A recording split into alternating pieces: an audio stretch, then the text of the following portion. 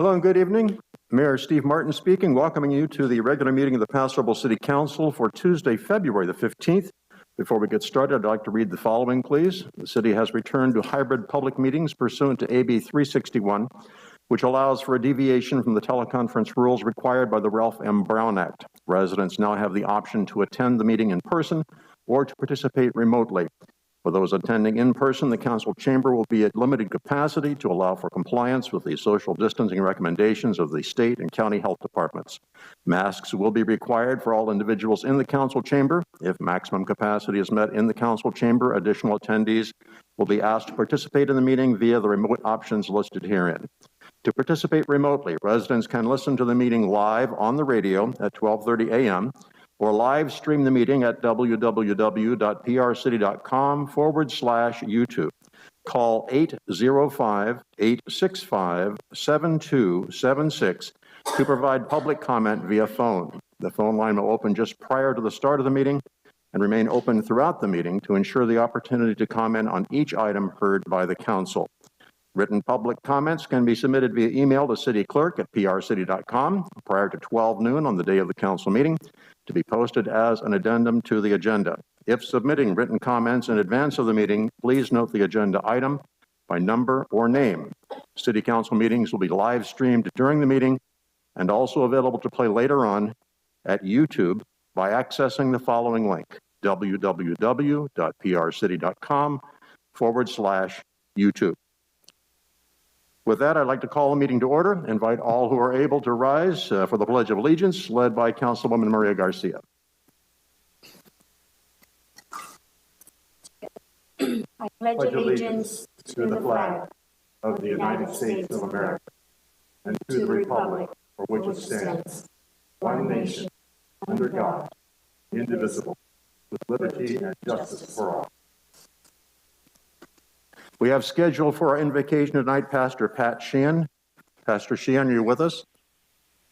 Yes, I am. Thank you. Welcome.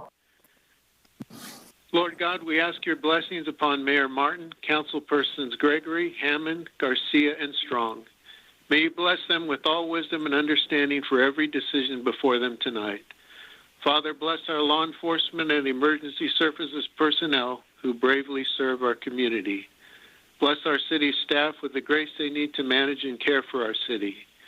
And Father, we thank you for your many blessings poured out on Paso Robles. Please send much needed rain to cleanse the air, water our crops, and refill our reservoirs. And Lord, we ask this in the precious name of your Son. Amen. Thank you, sir. May we have a roll call, please? Councilmember Garcia? Here. Councilmember Gregory? Here. Councilmember Hammond? Here.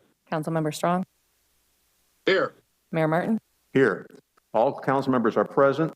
Please let it be noted that Councilwoman Garcia and myself are present physically in the council chambers.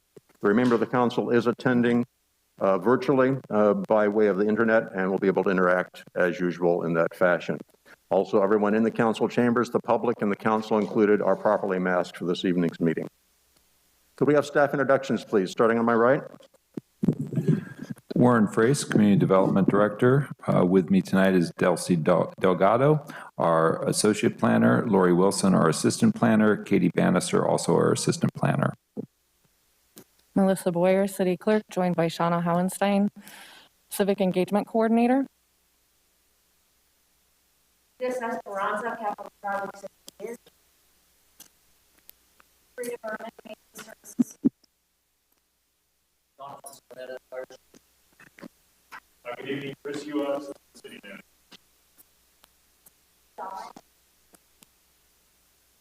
Brian Cornell, Administrative Services Department.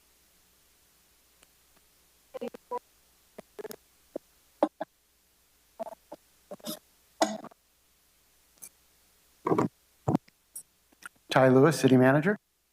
And Elizabeth Hall, City Attorney. Thank you. Is there anyone on staff or any committee members attending virtually to be introduced? Damien Nord, Police Chief.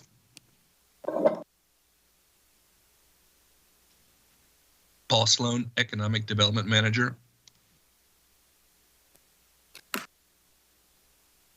That sounds like that's it. Thank you all. First up on tonight's agenda, item number 1 under presentations is our COVID-19 community update. Mr. Stornetta, our Fire Chief. Good evening, Mayor Martin, members of the council, Jonathan Stornetta, Fire Chief. The indoor mask mandate expires tomorrow. The state order continues to require masking in indoor public places for those who are not vaccinated and for everyone, regardless of vaccination status, in healthcare facilities, schools, childcare, homeless shelters, emergency shelters, corrections, long-term care facilities, and public transit. At our last city council meeting, the 7-day new case totaled 3,411. In the past 7 days, the 7-day new cases totaled 1,226. A total of 3,210 cases have been reported so far in February. This compares to over 14,500 for the entire month of January. Hospitalizations continue to decrease as well. At our last city council meeting, 55 patients were in the hospital and 8 in the ICU. Today, there are 33 total in the hospital with 5 in the ICU. SLO County residents who are not vaccinated have made up 65.1% of all cases, 76.6% of hospitalizations, and 70.3% of all deaths. 51% of SLO County residents have received the booster, 66.9% fully vaccinated, 73.6% partially vaccinated, and 24.6% or 26.4% unvaccinated. As of today, 67% of Paso Robles residents have been at least partially vaccinated. Today, we are still in the high transmission red tier. At the last city council meeting, our case rate per 100,000 residents was 1,528, and today it's down to 604 cases per 100,000. As a reminder to the public, please do not go to the emergency room for COVID-19 testing or mild symptoms. There is a testing clinic located at the Paso Robles train station, and for the most convenience, we would ask the public to please make an appointment online at lhicare.com. That concludes my presentation. I'm happy to answer any questions.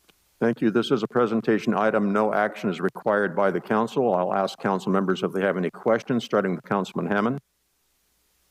Thank you, Mr. Mayor. Yeah, Jonathan, I do want to kind of go over what the state is ruling again after tomorrow with regard to public meetings. In other words, let's say, for instance, our council meeting 2 weeks from now. What can we expect? I will, for us in the public, it would be no masking indoors if you're fully vaccinated, but I'll defer to our city attorney to confirm that.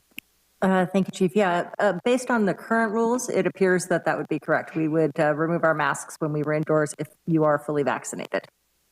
Very good. And so my question, you kept right behind that sentence, though. Are you saying for convalescent homes, that type of thing, even though you are vaccinated, you're mixing that up, I think, a little bit. So they're required. Is that correct? Yes. So care facilities, homeless shelters, correctional facilities, healthcare workers are all still required to be masked in the facilities. Okay. What about restaurants and things like that then? No. If you're vaccinated, you do not have to be masked. Very good. All right. That's what I thought. That's the way I'm reading it. I just want to make sure for the public. Thank you very much. Thank you, John. Thank you. Councilman Gregory. No questions. Thank you, Mayor. Thank you. Councilman Strong. No questions. Thank you. And Councilwoman Garcia. No questions, sir. Thank you. And I have no further questions. Is there anyone in council chambers who has a question about this presentation? I see no one coming forward. I see no one on my electronic list online to comment. Therefore, we're going to move on to the next item on our agenda. Thank you for that update. Item number 2 is a capital projects report. Data says Esperanza, Frida Berman. And again, this is a presentation item. Welcome.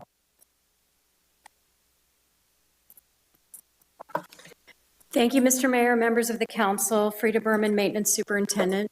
This is a joint capital projects report for community services and public works. I'll start with community services with our complete projects.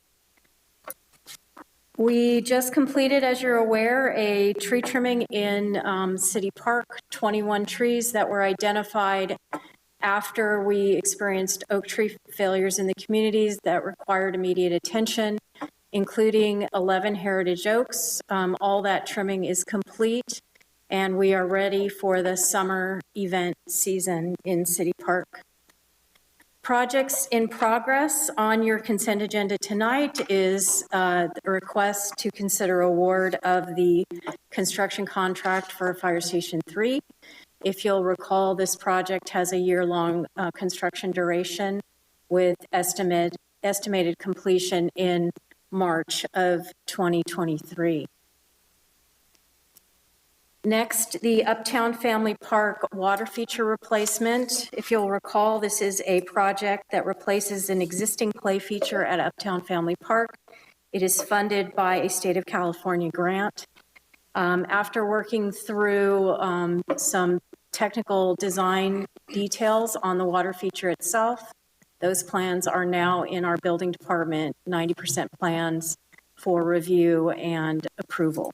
We expect to be out to bid in the next month. The Centennial Park Patio shade sale project continues. We're waiting from the supplier for engineered drawings for review by the building department. And once we receive those, we'll be to the construction portion of the project. If you'll recall, at the start of the pandemic, Recreation identified a need for more outdoor classes, and this shade sale responds to that request. Projects in design, also on your consent agenda tonight, is approval of the conceptual design for the pump track at Barney Schwartz Park, endorsed by Park and Rec Advisory Committee.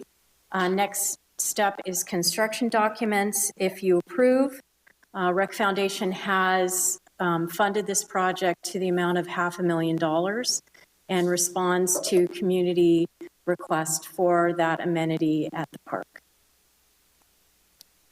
Pickleball court complex construction as part of the Sherwood Park Area Master Plan. This has been a very challenging design to move forward.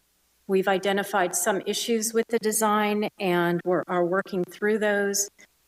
This project will be back to the Park and Rec Advisory Committee and Council when we have a firm concept to present.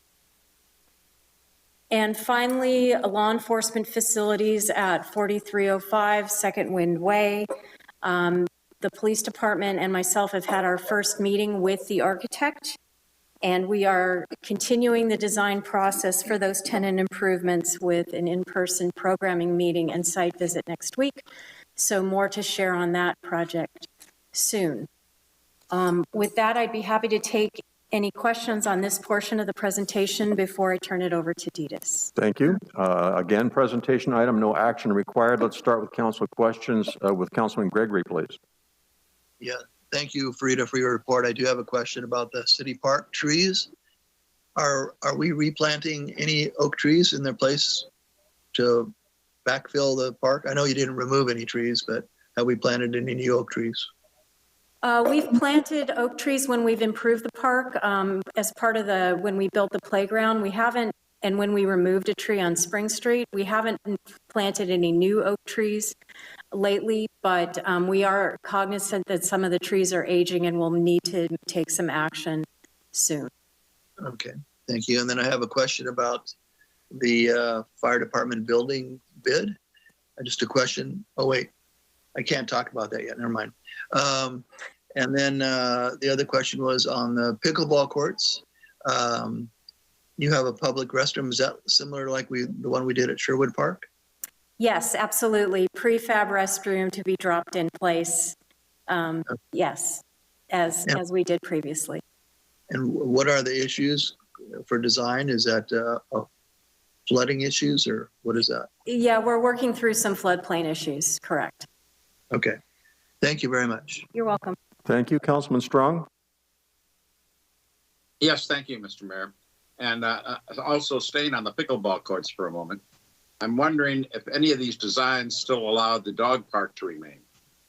The dog park is part of the Sherwood Park Area Master Plan and there's never been any discussion about moving it. Very good. Thank you. Thank you. Councilwoman Garcia. Yes, I just have a question on the downtown trees. Do we Do you ever add more lights, or how does the light situation on the trees work? The lights are funded by a nonprofit, the Cancer Support Community.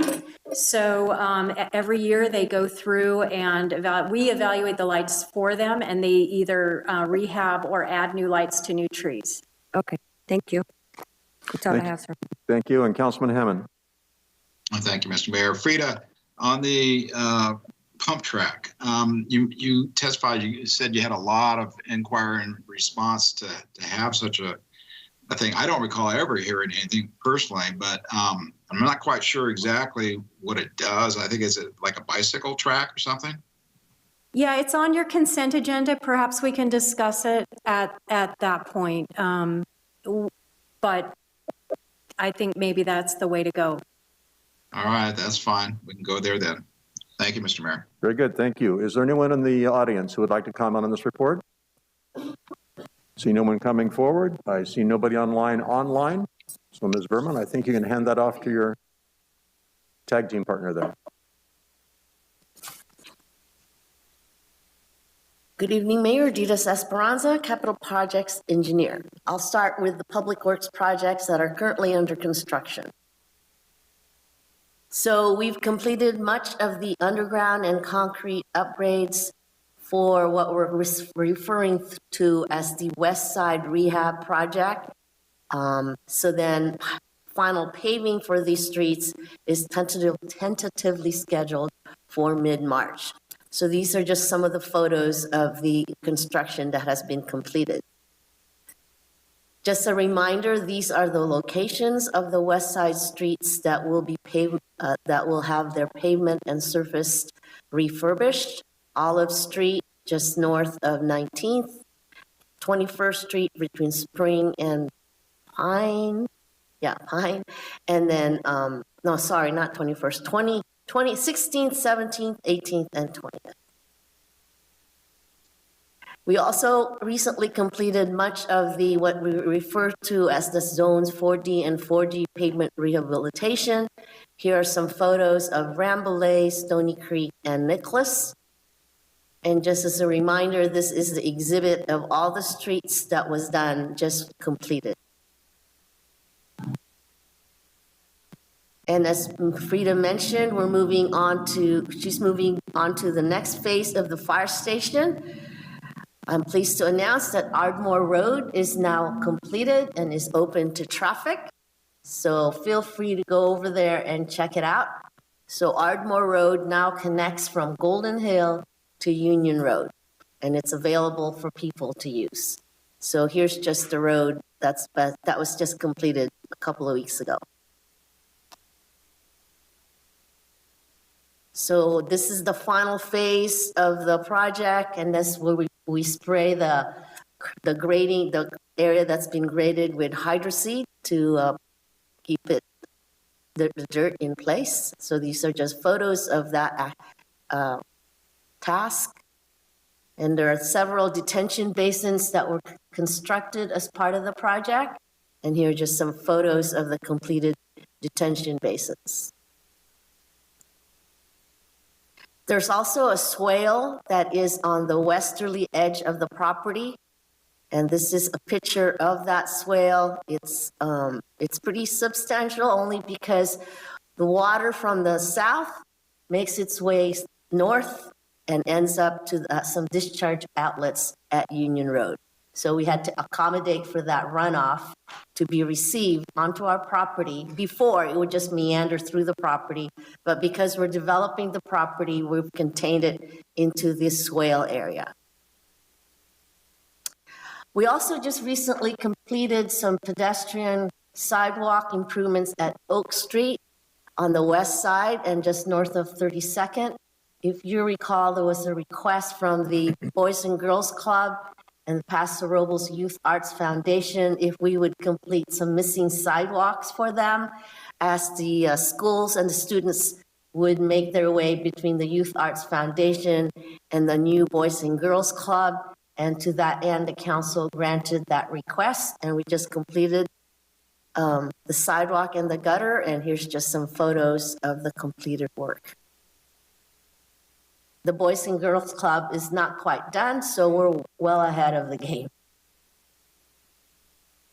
More pictures. So those are the completed projects. Here are some projects that are coming up.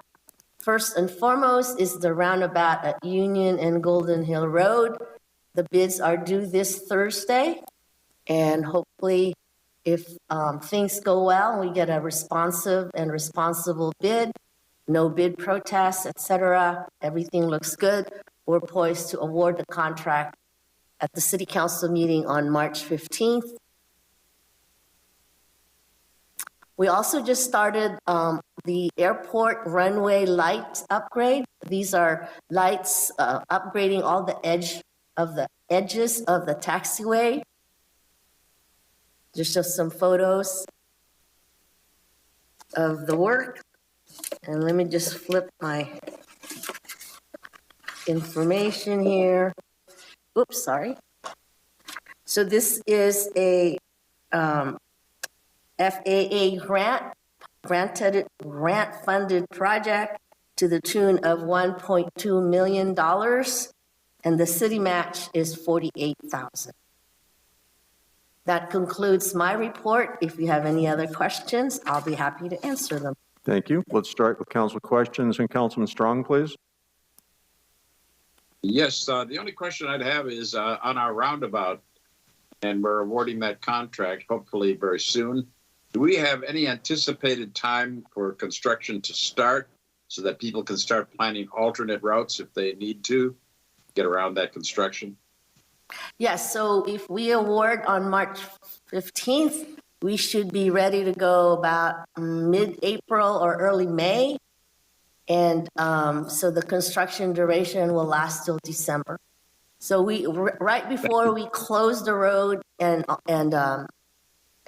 so that traffic won't use that intersection, we will be doing a robust community outreach, sending flyers, emails on what the route would be, and notifying the Bronco Burgers, the car wash, Enterprise Rent-A-Car, the Culinary Academy, the school district, all those surrounding businesses there, just so they know what's coming up. Very good. Thank you. Thank you. Councilwoman Garcia. Ms. Titus, I just wanted you to just let the audience know again, because sometimes the residents ask me, when is my street going to get fixed? All of that information is on the website, correct? Yes, we do have the adopted 6-year plan from the City Council, although that 6-year plan is getting closer to almost being done. So it is on the city website. Look under supplemental sales tax, and it should be there. But if it's hard to maneuver, they can just email me, and I'll be happy to help them. Thank you for that information. Councilman Hammond, please. No questions, Mr. Mayor. Thank you. Thank you. And Councilman Gregory? Yeah, Detus, I just had a quick question. I was on Union Road today, and they're doing some lane work. Is that all in preparation for the roundabout? No, you mean the traffic control that's out there? Yes. No, that's, so there's some gas lines that are still needing to be relocated in preparation of the roundabout. And also there's some charter lines that are being installed as part of the school district request. So those are preliminary roundabout work, but they're not quite the roundabout project because we don't have anyone under contract yet. Okay. Thank you very much. And I have no questions. Is there anyone in the audience who would like to have an opportunity to ask a question about this report? I see no one come forward. I am looking at my electronic list. I see no one online waiting to comment. So we thank you very much for that report. And we move on to the remainder of our agenda tonight. We come now to general public comments. This is the time the public may address the council on items within the council's purview, but not scheduled on the agenda. Please begin by stating your name and address, each person limited to 3 minutes. Any person or subject requiring more than 3 minutes may be scheduled for a future council meeting or referred to committee or staff. Those persons wishing to speak on any item scheduled on the agenda will be given an opportunity to do so at the time that item is being considered. So with that being Being said, I will open the floor for general public comments. We do have someone in the room who'd like to speak. Welcome. Hi, my name is Rochelle Bollet. I'm from the San Luis Obispo County Child Care Planning Council. Is your microphone on? Is it? I can hear my Okay, you might want to get a little closer to it. A little then. closer? All There right. you go. Is Thank that you. better? Yes. It echoes into my box here. So, so hi, again, my name is Rochelle Bollet. I'm from the San Luis Obispo County Child Care Planning Council, and I'm here on behalf of the We Are the Care initiative. As 2022 is now underway, we'd like to start out by acknowledging and thanking you, Mayor Martin, for your engagement and support for the child care and early learning field, especially on behalf of the city of Paso Robles, as well as you, Councilmember Garcia, in your support with all of the work that we've been doing. In January, We Are the Care partners, Wendy Wendt from First Five San Luis Obispo County, and myself met with all 7 mayors throughout the county and had a conversation about our regional child care crisis and how local governments can play a role in solving it. We're excited and inspired by this movement, and we would like to commend the cities that have already begun this journey of dedicating funding and programming to support the child care sector. We also look forward to ongoing partnerships with economic recovery through the child care sector. And tonight we would like to highlight a few ways that this council can continue to support childcare and early learning by engaging our cities to be more informed about childcare landscapes and what they can do in their respective communities. Additionally, we'd like to promote and increase the support for municipal staff to have more knowledge of the childcare business sector as we are continuing to operate these programs and continuing to expand or even start new programs. Both of these areas where we can help support our childcare sector will help support childcare as an essential infrastructure and allow more opportunities for childcare to be sustained and grown within our own community here. So as we're doing this, we'd also like to make sure that you know that the Child Care Planning Council is here to continue to offer expertise and support and assistance through all of this. We have a tool called the Early Learning Nation Progress Rating Tool, long word there, but it goes through and it was developed in partnership with the National League of Cities to help cities and municipalities to go through and examine and assess where you're at, where your community is ready, and how we can help to support the childcare sector. The whole point that we're here with We Are the Care and that initiative and through the Child Care Planning Council is to help partner with you. So we can go through that tool. There are 6 different steps within that looks at what might even be a possibility within your city, what's within your arena here, and what is ready and poised to happen in our community here. So we would just love to make sure that we are here and available. We look forward to reaching out and supporting this process as we move forward, and knowing that you are amazing partners in the city of Paso as we've gone through all of this, and knowing that children and families need our support. They need us to take action now more than ever, especially as we're continuing to look at this economic recovery that will benefit not just the children and families in our community, but our businesses that are coming here, that are thriving here, and that need to be sustained here. So I just want to say thank you, and we are, as always, available for contact through We Are the Care through First Five. You can go to first5slow.org, or you can go to sanluischildcare.org and reach either of us as we're moving through all of this. So I just want to say thank you for your time, and we will be back with more information too. Thank you very much for being with us tonight. Thank you. Is there anyone else in chambers who would like to speak? I see no one coming forward. I see no one on the electronic list for public comment on the telephone. So we'll close general public comment, bring it back to the council. I just want to comment because you are in the audience tonight, and this is very, very preliminary, but because childcare is an obvious need to the people in our community and our county, and has been for a long time. And it is also an obstruction to economic development because companies who would otherwise move here and there's no place for their children to be taken care of, that's something that causes hesitancy. So I've reached out to a professional child care organization that helps corporations across the country organize child care centers, and be looking to broaden that conversation with the potential of looking towards public-private partnerships to establish better child care services in the area. Again, very preliminary, no promises, but we're trying to get that information so we can have that in front of us. So thank you for being with us tonight. Okay, Mr. City Manager, any agenda items to be referred this evening? No, sir. In that case, we move on now to our consent calendar. Items on the consent calendar are considered routine, not requiring separate discussion. However, if discussion is wanted by a member of the council or public, the item may be removed from the consent calendar and considered separately. Council members and members of the public may offer comments or ask questions of clarification without removing an item from the calendar. Individual items are approved by the vote that approves the consent calendar unless an item is pulled for separate consideration. Items pulled from consent are usually heard at the end of the meeting. With that, I'll ask council members if there are short questions or comments or any items to be pulled, starting with Councilwoman Garcia.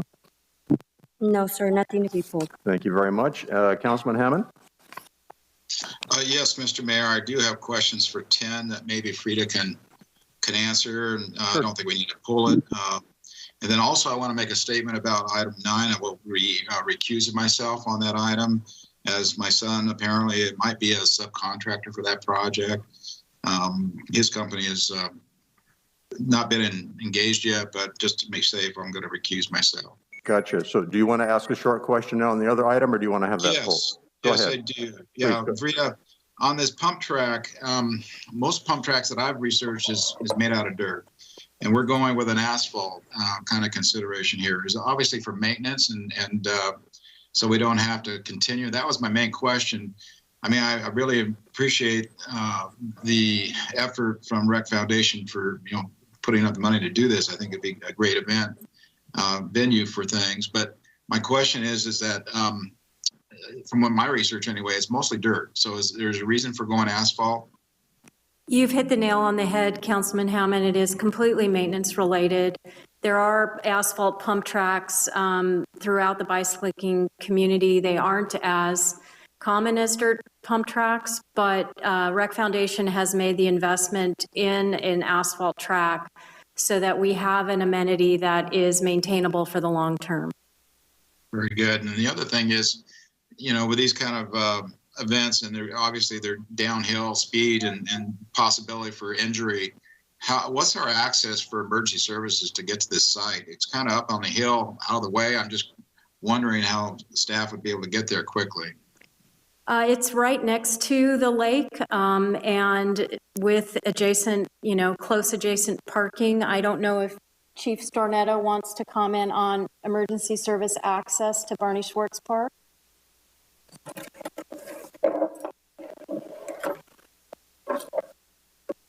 Good evening, Councilman Hammond. I'm sure we'll have the same challenges with the pump track park as we do with other parks throughout the city, as well as the riverbed. So it's nothing that's we're still going to be able to provide services there. So there's, as far as access, there's no vehicle access up there, is there? Or is it wide enough to get the squad up there or something like that if we had to? Yes, the pathway allows vehicles. Okay.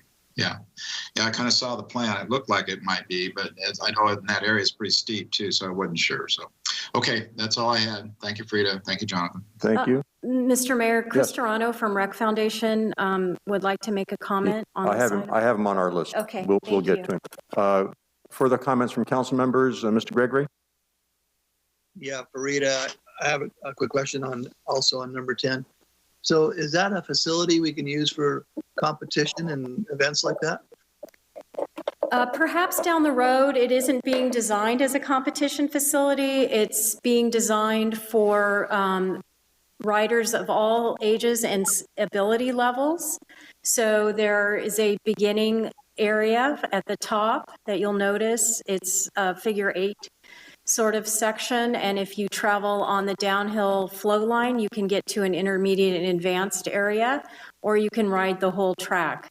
The designers, California Skate Parks, who you approved a contract with in June, design Olympic quality tracks, and they assure us that this is a unique track that will gather that type of attention, but it's not designed specifically for that purpose. And this is a recreational use, so it's free to our citizens. Correct. And then, Rita, while I've got you at the mic, I have a question on item number 9 for the contract of construction of the fire department. Who are the other companies that bid on this? Can you tell us? It's listed in your staff report. There were 5 bidders, ranging, yeah. I can find it in my staff report. Okay, great. Thank you. That was it. Thank you very much. Thank you. Councilman Strong. Yes, any questions I had have already been asked, so I'm happy with the consent agenda. Thank you. Very good. Thank you. Is there anyone in the room that would like to comment on any issue on the consent calendar? See no one coming forward. I do have Mr. Chris Toronto online, Chairman of the Recreation Foundation, wants to comment. Chris, you with us? Yes, I am. Welcome. Can you hear me? We can. Great. Thank you. Thank you so much, Mayor Martin, and thank you to the City Council and all for your interest in the pump track. You know, the Rec Foundation is excited to see the pump track go from concept to hardscape. Over the years, we have had many users and user groups come to us with a need for more cycling assets, namely a pump track. Pump tracks are a great way to encourage cycling safety, and individual sport, because not all kids, of course, want to play football, baseball, etc. They're into their own kind of individual challenges. And so this reaches that younger demographic that inspires them to a life lived with cycling. The design of this pump track comes from, as you heard from Frida, a contractor with many years of pump track design experience, to a point that they are world renowned. So literally designing tracks for Olympic competition. And one of the most important components to this track for Rec Foundation was safety, as well as the inclusivity of many user groups. This includes ages and skill levels. The track and its design achieves that. We also went through a community input session virtually, where we received plenty of input from the community on design and goals. This track has taken the input into consideration and we believe delivers on the need of the community. So as a person who used to visit skate parks, I should say, not so many years ago in my travels, we also see this track as being a destination track. We believe people, whether passing through or seeking a new experience, will visit the Paso Robles pump track at Barney Shores Park for a new and challenging experience. And yes, this is free to the public. You do not have to have a special key or handshake to use. And competitions, to answer that question as well, they may eventually seek this location, but that's not what we're going for. However, we have a first-class firm designing this pump track and seeing it through to being something really special. Maybe we would see that as well, but that's not exactly our intent. So thank you so much. If you have any other questions, I'm here for you. Thank you. I see no one else waiting in line electronically to comment, so I'm going to close public comment on the consent calendar, bring it back to the council, and entertain a motion to approve the consent calendar. Mayor Martin? Yes. I'd make a motion that we approve, make sure I got all the right numbers here, items 3 through 8, and well, I'll make it 3 through 15 with Councilman Hammond abstaining from item 9. Second. I have a motion by Councilman Gregory, second by Councilman Strong. If there's no further discussion, roll call vote, please. Councilmember Gregory? Aye. Councilmember Strong? Aye. Councilmember Garcia? Aye. Councilmember Hammond? Aye for 3 through 8 and 10 through 15, and recusal on item 9. And Mayor Martin? Aye. Motion passes 5-0 with recusal as noted. Thank you very much. Before we proceed, I'd like to ask the city manager to give us a short report on the approved items on the consent calendar for the benefit of those listening in who have not taken the opportunity to look at the agenda and the associated staff reports, which are posted weekly on the city's website.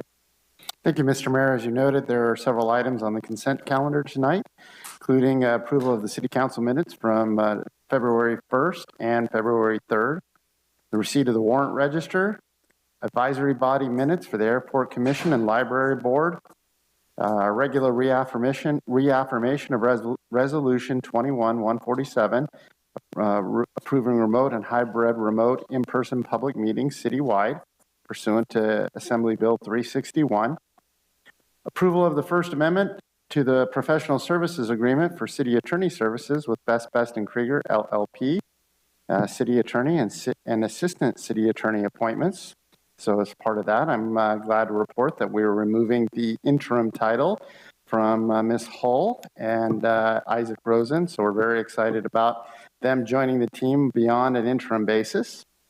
Approval of First Amendment to a short-term lease agreement with the County of San Luis Obispo for temporary COVID-19 testing center at the train station, 800 Pine Street.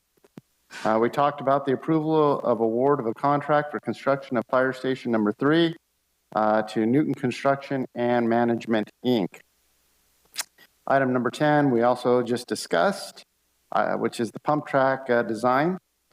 Item 11 and item 12 are both oak tree removals.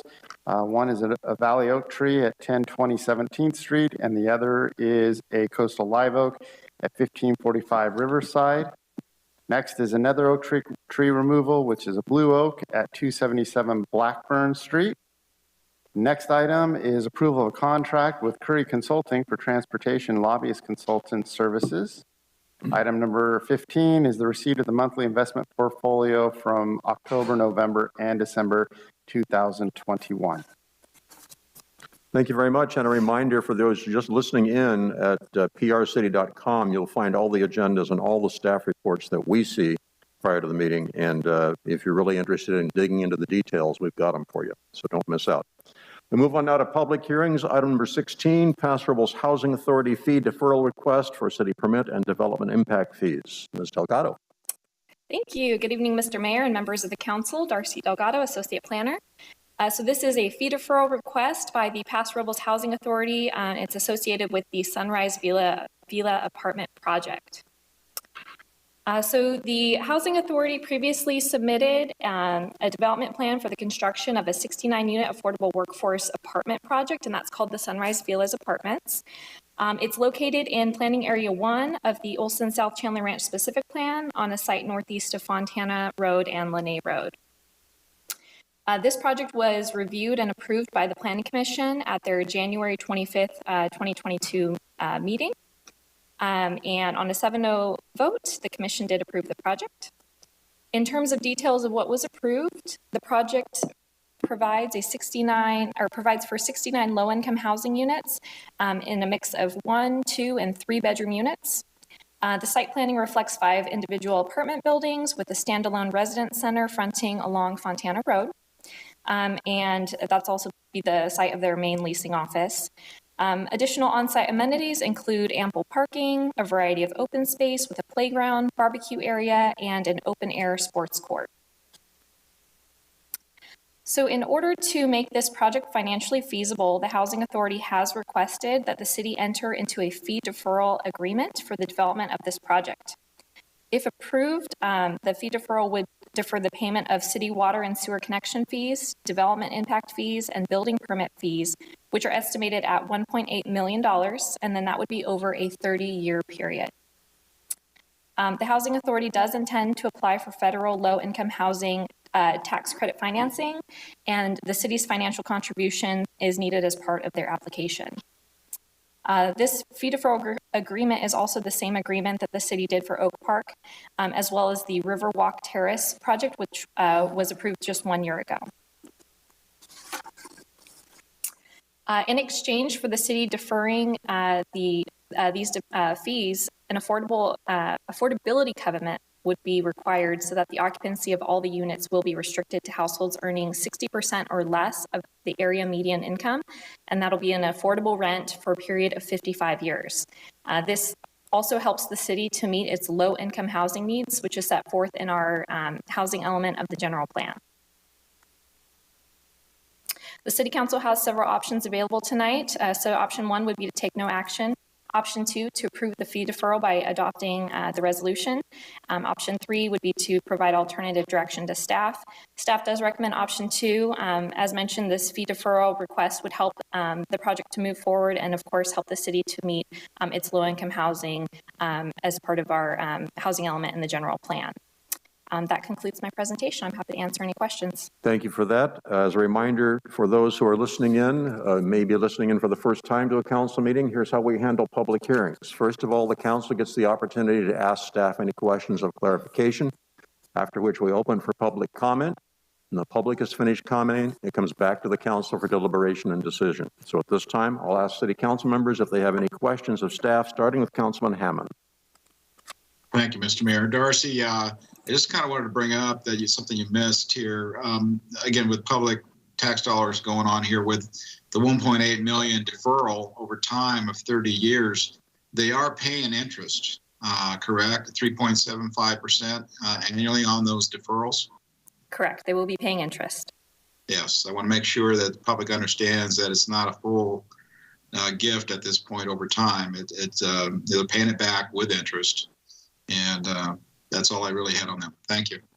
Thank you. Councilman Gregory. Yeah, Darcy, this is a great project. Very exciting.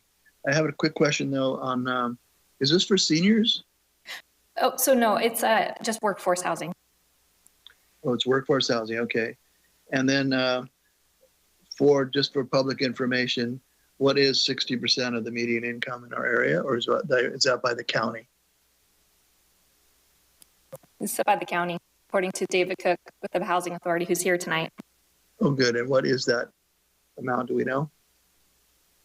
Dave, do you want to come to the microphone and answer that question?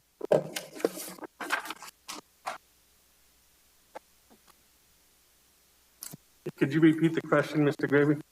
Sure, David. Thank you for getting up and answering. What is 60% of the median income for the county for a family?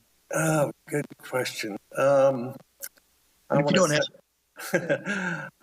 want to say approximately about $45,000. Don't quote me on that, but it's in that particular area. Okay, I'll accept that as an estimate. Thank you, sir. Yep. Thank you for doing the project. That's all I have. Thank you, Mayor. Thank you. Councilman Strong. Yes, thank you. And I note that you're guaranteeing to keep these homes in that same category of low income for 55 years as part of this resolution? That is correct. All right. And these also will count toward our RENA numbers, correct? Yes, that is correct. All right. Thank you very much. That's all I have. Thank you. And Councilwoman Garcia. Yes. So, is there also other specifics? I know that at Oak Park, sometimes they have like certain amount for veterans and certain amounts for disability. Are those also in that same project, like the Oak Park? So perhaps David Cook could answer that.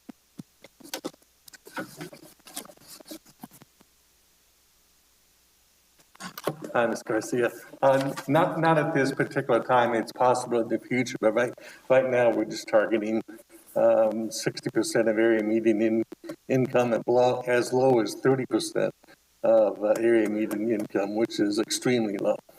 So there's a certain percentage of 30, 40s, 50s, and 60%, and whoever falls into that category could be veterans, homeless, and that type of thing, but no specific program at this time. I know they also have for agriculture workers. Is that correct? Not at this time. Not at this one. Okay. We do have a specific, Part 1, we have targeted, farm workers, but it's a different program that goes with the tax credits, but we don't have that at this time. It's possible as we get, continue our financing. Okay. All right. Thank you. So, Dave, I have a question for you on the 60% figure. After this property is built out, people start applying for residency.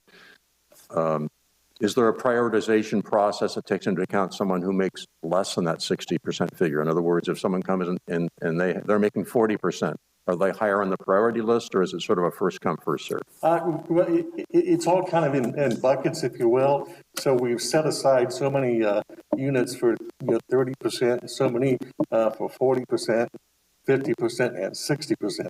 So as we fill those units for 60% units, for example, then we'd look down to the 50s or 40s, or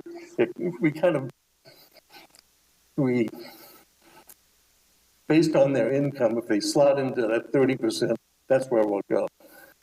So a 30% income would qualify for a 60%. Gotcha. For example. Very good. Thank you. You're welcome. Okay, the council has had their opportunity. Mr. Mayor? Yes, question? Mr. Hammond. Yeah, one more question for Darcy. What is our current RENA numbers? I believe we're far and above other cities in the county. Are we doing pretty well with RENA numbers for these kind of homes?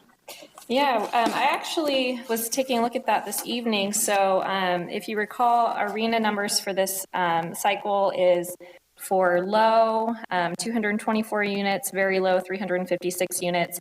And so that's the low and very low. If we go into moderate and above moderate, it's 259 units for moderate and 607 units for above moderate, which is a total of 1,446.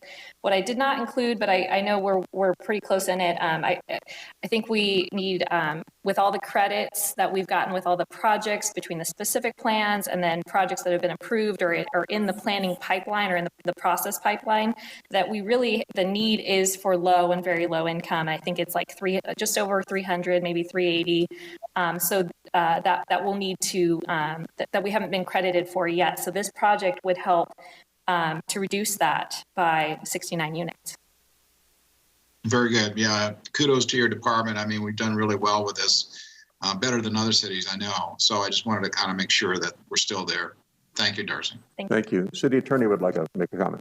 Just briefly, Councilmember Gregory, in answer to your question, I was able to look up those rates, and 60% of AMI is 48,900 as of the first of the year. Very good. And then I had another question, Mayor Martin, if I may. Yes, please.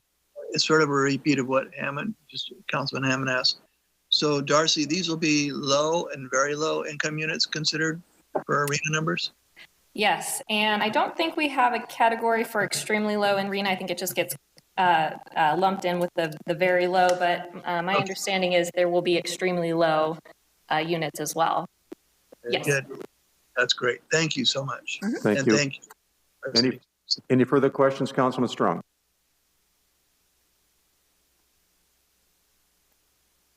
Take that as a no. Councilwoman Garcia? Yes. No, thank you. Thank you, Fred. Okay, the council has asked their questions. We thank you for that. We're going to open it for public comment. First, for the room, is there anyone in the room that would like to make a comment on this issue? Yes, sir.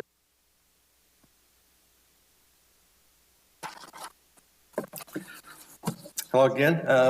My name is Dave Cook, Executive Director of the Paso Robles Housing Authority. And I don't know if our co-developer, Lori Doyle's online, but she might be, but she might want to make a comment as well. But anyway, I would like to thank the city big time for its cooperation and continued support for our affordable housing developments. It's really been great to working with the city. So we are planning to submit a tax credit application for this project known as Sunrise Villas by March 1st.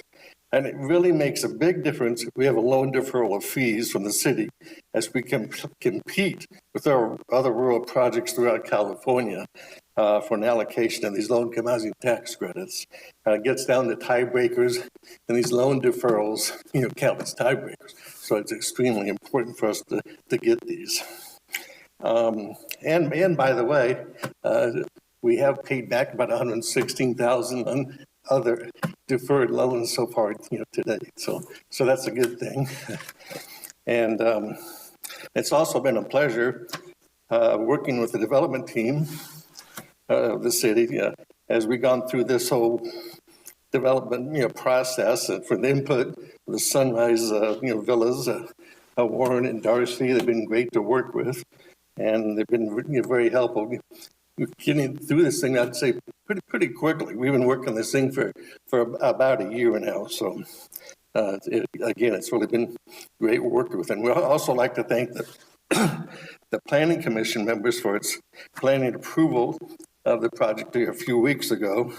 And also a special thanks to the master developer of the Vigneto Specific Plan Project, Danny Brochet, and his team for the land donation and the support of this particular project. We're very excited about developing this 69-unit affordable multifamily project, as we think it's going to be attractive, safe, and secure addition to the Paso Robles community. Project is ideally situated at all the conveniences, schools, shopping, pharmacy, recreation areas, transportation. Project's going to fill a great need and demand for affordable housing for Paso families well into the future. So again, we're excited about this, and we want to thank the city very much for this support and cooperation through the years. Thank you. Thank you, sir. Is there anyone else in chambers who would like to comment? See no one coming forward. Online, I have Lori Doyle. Lori, you're with us? Hi, good evening. I am. Can you hear me? We can. Great. I just wanted to, this is Lori Doyle. I am the co-developer on the Sunrise Villas proposed development in front of you this evening. I would just like to echo my partner, Dave Cook's sentiments for the city's partnership. It's been a great experience working once again with the city, the planning department, the building department, the community development department. And we really look forward to bringing this much needed 69 units of affordable family community to the Paso Robles community. Thank you. Thank you very much. I see no one else on the virtual line, so I'm going to close public comment, bring it back to the council for discussion and action. Mr. Gregory, you're first. I'm ready to make a motion, but I'll hold back until you're done with comments. Thank you. Mr. Strong? I'm ready to second Mr. Gregory's motion if it's to approve. Thank you. Ms. Garcia? Yes, I just wanted to say thank you to Dave and the co-developer that just spoke as well. This is much needed. It looks like a beautiful project, and I wish it was now, already here. But we really do need this, and I'm pretty excited to be able to report this to the community that we have this coming in the future. So thank you so much for all your hard work to put this together, and let's try to get some more of these projects going. Thank you. Thank you very much. Mr. Hammond? Thank you, Mr. Mayor. Yeah, I echo that, Councilman Garcia. Again, Dave Cook's crowd, the Housing Authority, our staff, the land developer, the donation, everything on partnerships here are fantastic. Again, it's what we need for our workforce. And again, I hope they are going to be happy with this new development as we are. Thank you, Mr. Mayor. Thank you. And for myself, I just want to say that the city has a very strong housing partner in the Housing Authority, Mr. Cook. Evidence the fact that Oak Park has come along so nicely and is such an addition to our community and other projects that have been undertaken.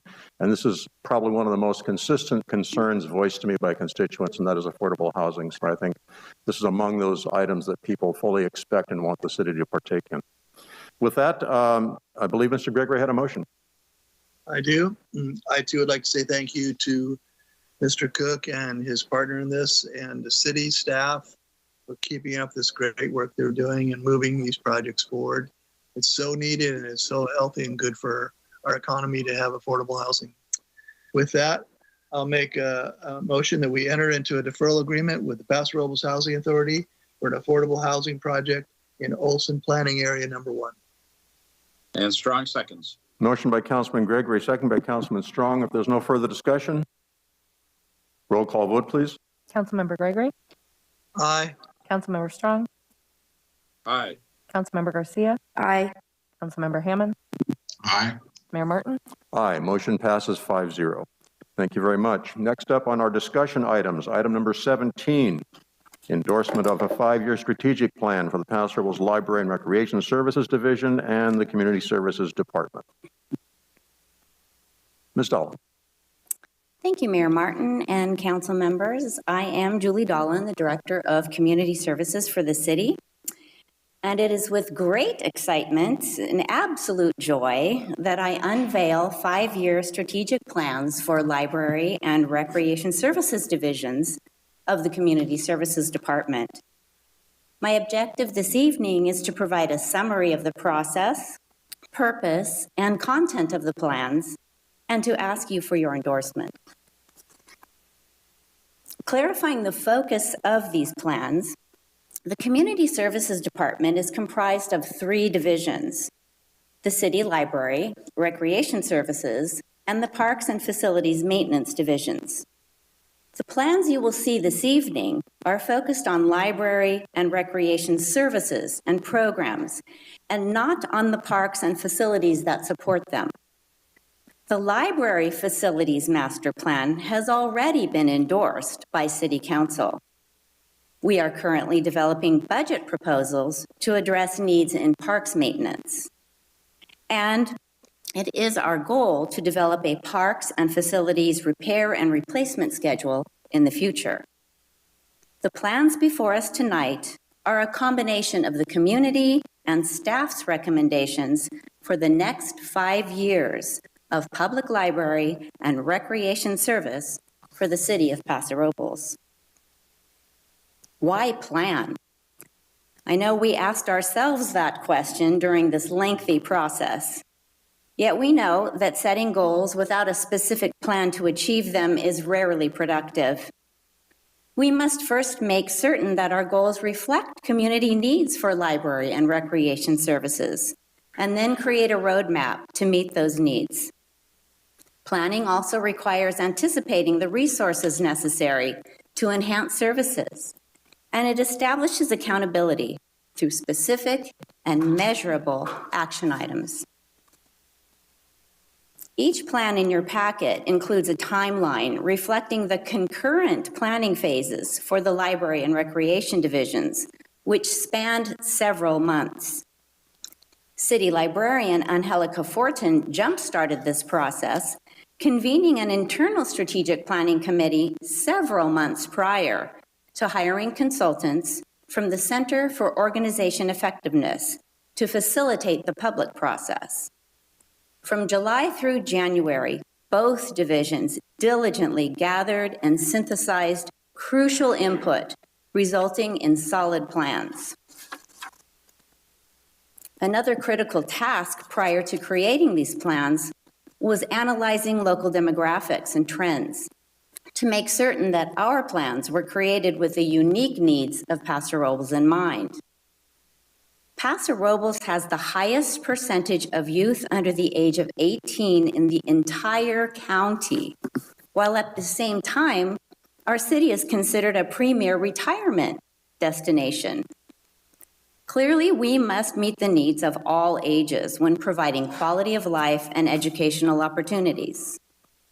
We serve a significant number of Spanish speakers in Paso Robles, and this is reflected in our goals to be inclusive, celebrate diversity, and enhance bilingual outreach. Shifting trends in volunteerism hugely influence the staffing component of our plans. While Paso Robles remains a proud can-do community, there are limits to what volunteers can and are willing to do. The need for adequate paid staff came up time and time again in public workshops. Tremendous opportunities for collaboration exist as we thrive as a tourist destination due primarily to a robust wine industry. And finally, we are poised for significant population growth with the initiation of the Beechwood and Olson South Chandler specific plans. With the potential for growth from our current 30,000 to nearly 44,000 residents, planning must be in place today to adequately provide services in the years to come. Significant community engagement is the hallmark of effective strategic planning. Community engagement during a pandemic required flexibility, creativity, and dedication on the part of our consultants, staff, and most importantly, our incredible participants. And there were many, many participants. Here I break my rule of providing minimal text on a PowerPoint slide to emphasize the overwhelming interest and commitment demonstrated by our community in support of the future of library and recreation services. When we could meet in person and abide by pandemic guidelines, we did. We also made good use of virtual technology in hosting Zoom and Teams meetings and offered an online survey. Bilingual sessions were offered, and our consultants even set up a booth at one of last summer's concerts in the park. Important themes emerged from this public process, some of more interest to library stakeholders and others more meaningful to recreation participants. But as this Venn diagram indicates, several themes were predominant for both groups. The need for increasing access to services and inclusion of underserved groups was equally called out for library and recreation. As mentioned, a clear call to redefine volunteerism in the city was heard. Fully utilizing technology to streamline operations and the continuing need to celebrate and encourage diversity were also repeatedly mentioned in the public process. Staff took these themes to heart as they tackled the next strategic planning step, developing goals and objectives. Charts on page 11 of the library plan and page 13 of the recreation plan outline 4 major goals for each division and 3 objectives linked to each goal.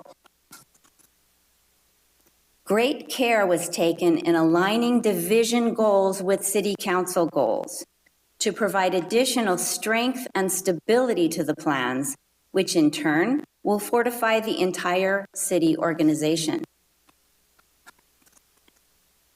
The 24 total objectives in the strategic plans are in direct alignment with 4 of City Council's 6 goals. And here are just a few examples. Under community health and economic recovery, we all support a remote economy and promote Paso Robles as a destination. Under the area of housing and homelessness, we intend to build on current partnerships with ECHO and do our part in maintaining vibrant neighborhoods with our Paso Play on Wheels mobile rec unit. Quality of life amenities, well, that's just what we do. And we plan to restore and expand recreation and library programming, and to celebrate local heritage through public events.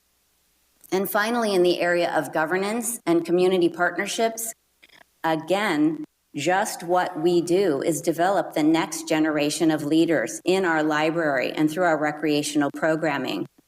And we intend to engage all segments of the community through the library as a community hub and through recreation's great ability to collaborate and partner.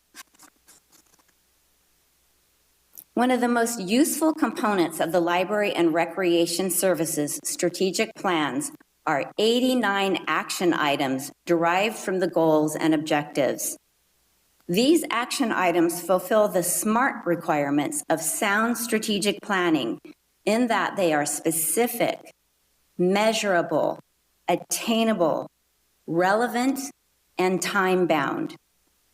The sample on this slide demonstrates features of this SMART planning in the library's action items. My audience will be relieved to note that I will not review all 89 action items this evening, but the next few slides provide general categories under which the action items fall, along with a few examples. In the area of programs, we intend to establish an adult recess lunch hour activity at Centennial Park and a books by mail program for homebound residents. Kindergarten at the library is an exciting new program that is planned, and also an expanded Paso Play on Wheels program is in the works.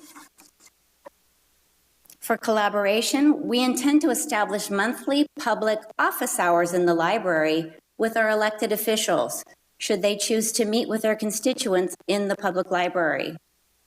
We're going to create a People of Paso virtual library, and again, continue to partner with ECHO and the Housing Authority to provide mobile recreation services to their clients.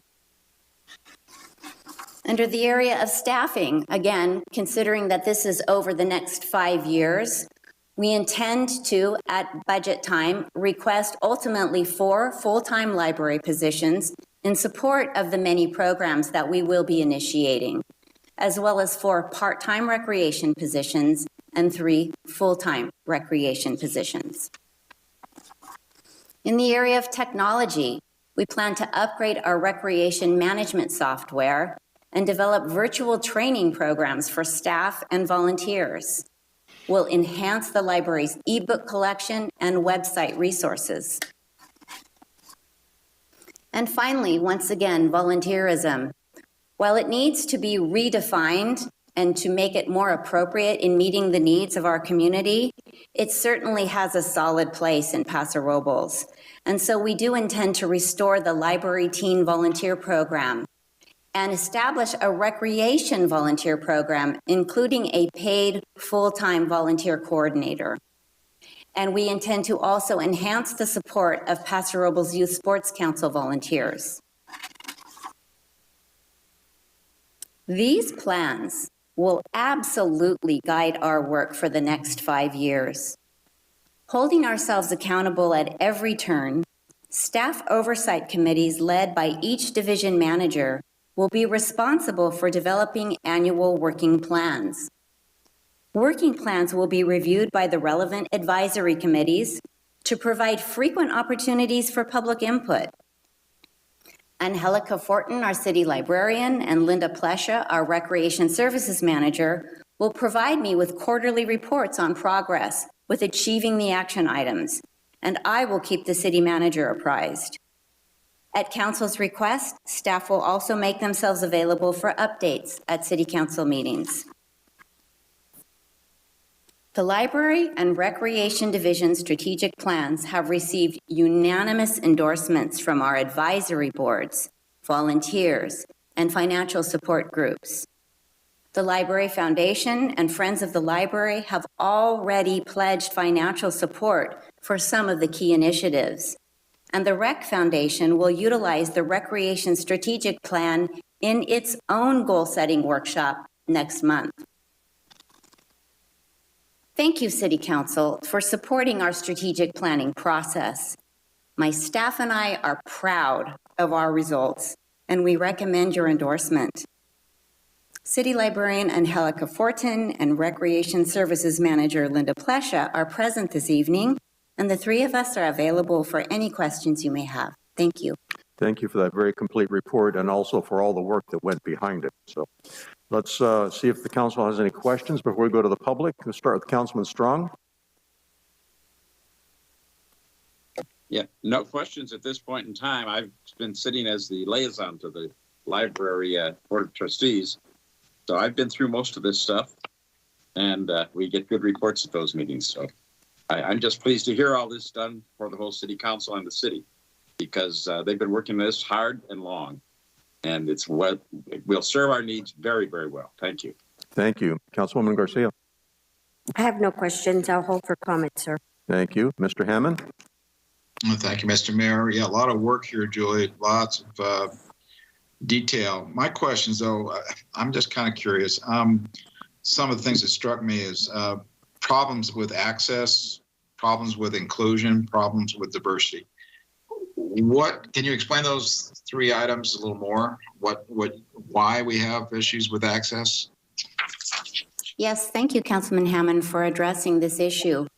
I wouldn't say it's exactly problems with, but a recognition that we could do ever so much more. And so sometimes access is a simple matter of people not having transportation to get them all the way across town to the city library. And that's why we can now circulate materials from our library study center, which is near Georgia Brown School. That resolves an access issue. Other times access is more nuanced. It might be that if we have people that might represent different groups in a way that makes them feel like they belong, then we might get increased activity at our library programs, increased attendance, people coming to more of our recreation programs if they think that what we are offering truly reflects them, their lifestyle, and their culture. And then diversity, I guess, does that kind of fold into diversity, the inclusion and diversity issues? Absolutely. We recognize that we have a diverse community. We just need to celebrate it. We have people from all walks of life, from a variety of cultures, who speak a variety of languages. So the library's plan, for example, to create a virtual library called the People of Paso, that in and of itself will celebrate diversity and really highlight how enriching that is for our community. Question then on your estimated cost, not only for the library, but also recreation. I kind of quickly estimated your cost here, over $400,000 with this plan, ongoing cost. And then same way with the rec department, 300,000 per year. Where over time, I guess this is not tomorrow, but on the other hand, how are we planning to sustain those numbers? So thank you for the question, Councilman Hammond. And it is important for me to emphasize that endorsing strategic plans is absolutely not the same as endorsing the budget for the strategic plans. So it will be up to library staff to take every opportunity to seek outside funding. As we indicated in the charts in the plans, we already do have some of that grant funding lined up. And then at every budget session, every budget cycle, that's when we would bring forward potential new staffing that might be required or increasing funding for programs that matches our strategic plan. And if at that period of time the resources are available, we would hope that council would see this as being an appropriate request. But again, no guarantees when it comes to budget. This is the plan, and it's up to us to secure the resources year by year. Very good. Thank you, Julie. Well done. You're welcome. That's all I have, Mr. Mayor. Thank you. Mr. Gregory. Yeah, Julie, very nice report. I just had a technical question on the volunteer coordinator suggestion in goal 4. So would that be in addition to our library volunteer coordinator? Yes, we find that the most successful volunteer programs, and certainly the library is one of them. I started with the library when we started in the new library. I still call it the new library. And at the time we moved from the Carnegie Library in City Park to a much larger facility with no increased staff budget. And we were assigned the task of creating a significant volunteer program to support our staffing needs. The key component of the success of that program is having a volunteer coordinator who knows what the library's needs are, can effectively recruit and retain volunteers, can assign them properly, and our library volunteer coordinator actually works shifts at public desks, so she has a keen sense of the skill sets required. We would look for that same level of commitment and skill from the recreation division, because of course those volunteer assignments will be completely different from what one might see in the library. All right, thank you very much. Good You're answer. welcome. Thank you. Are there any further council questions before we go to the public? Very good. We'll open it for public comment. Is there anyone in the room who would like to comment? Please come forward.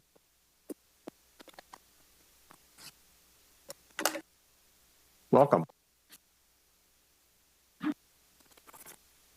Good evening, Mayor Martin and members of the City Council. I'm here, my name is Jane Jennifer Carey. I live at 3927 Golden Hill Road, and I'm here to speak for the Friends of the Library tonight. The Friends strongly support this library new 5-year strategic plan, and I think it's key to note that the goals of this new plan are completely in sync with the priorities the city has set forth for itself, namely community health and economic well-being, community partnerships, and quality of life for all our citizens.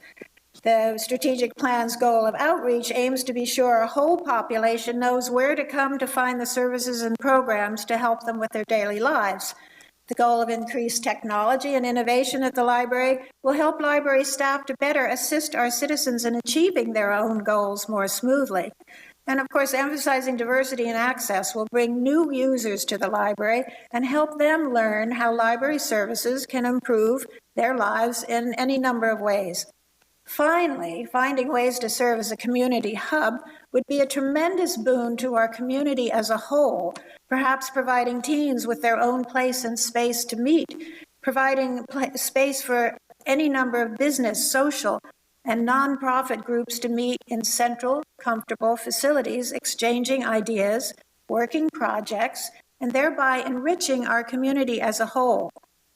In fact, I would go so far as to say that the city will be hard-pressed to realize many of its own goals and hard-pressed to live up to the priorities that it has set forth without the library sitting where it does in the heart of our downtown, providing the services and amenities as outlined in this new strategic plan. So yes, the library can help our city achieve its goals, but the city should help the library. Additional staff is needed to help our citizens make better use of library facilities. and make up for the loss of volunteers.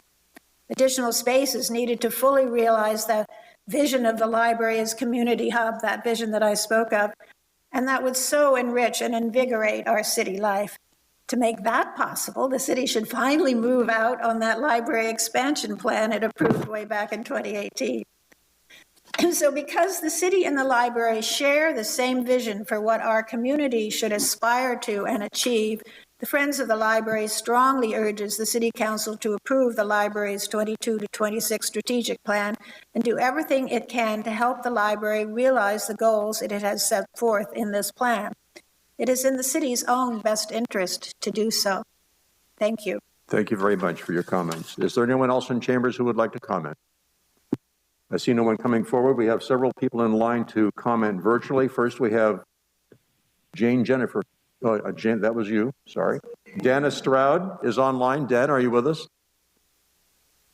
I am, Mayor Martin. Can you hear me? We can. Good evening. I'm Dana Stroud. I live at 3765 Buena Vista Drive. I'm a resident of Paso Robles. I'm here this evening representing the Rec Foundation as a board member and also as a beneficiary of Parks and Recreation and Library Services in Paso Robles for over 50 years. I was employed by the Parks and Recreation Department keeping score for our adult softball leagues back in the day. First of all, Mr. Mayor and council members, I'd like to thank you and the City Council for funding the development of these strategies for both recreation services and for library services. Both of these documents are going to serve as that roadmap to address the efficient delivery and enhanced services of both of these departments that are so important to the quality of life that our community experiences here in Paso Robles. We also believe that this roadmap will serve as a platform for helping define the priorities and inform budget decisions into the future. I appreciate the questions that were asked about how we're going to sustain these services. We hope that these plans will be utilized at every step of the way in the budget development and listening to the input received from the community participants that helped identify the priority areas for implementation. The planning process was included significant community outreach and engagement. We heard across the diverse socioeconomic and demographics of our community. It speaks to the needs of everyone in our community, and we believe this serves as the future for our recreation services here in Paso Robles. The Recreation Foundation unanimously approved the endorsement of the Recreation Services 5-year strategic plan, and we encourage the council to also endorse the plan moving forward. As indicated by Julie, we do intend to use this plan to inform our goal-setting session and to help define our priorities, and looking forward to working closely with the Recreation Services Department implementation of those over 30-plus action items, those goals, and the objectives that are found throughout the plan. Thank you for your consideration, and we appreciate your interest in sustaining and supporting recreation services for our community in Paso Robles. Thank you for being with us tonight, Dana. Next, we have Sharon Williams. Sharon, are you with us? Yes, I am. Welcome. Thank you. Good evening, Mayor Martin and council members. My name is Sharon Williams. I'm a resident of Paso Robles and president of the Library Board of Trustees. The Library Board voted to endorse the library strategic plan. Significant community and staff input was used to develop the goals. Our vision is to bring our community together to preserve and enhance our quality of life. This plan positions the library as a key community resource and as a hub. It also reflects a unified vision for the future of our library. Thank you for your time. Thank you for your comments. Next, we have Mark Dart. Mark, are you with us? I am. Thank you. Welcome.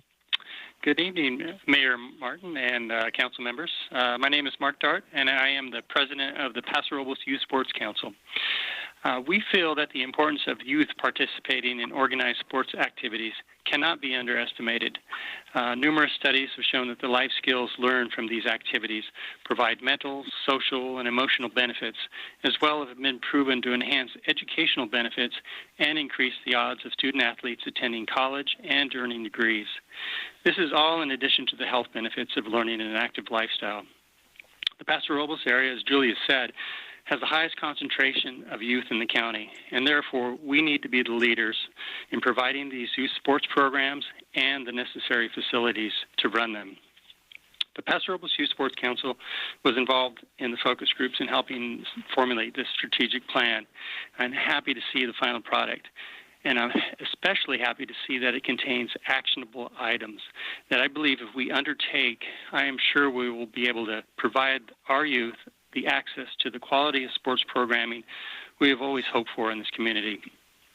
So from the Youth Sports Council and its member organizations, Paso Robles Girls Softball, Paso Robles Youth Baseball, Paso Robles AYSO Soccer, we heartily endorse this plan and appreciate all of the work staff has put into making it happen.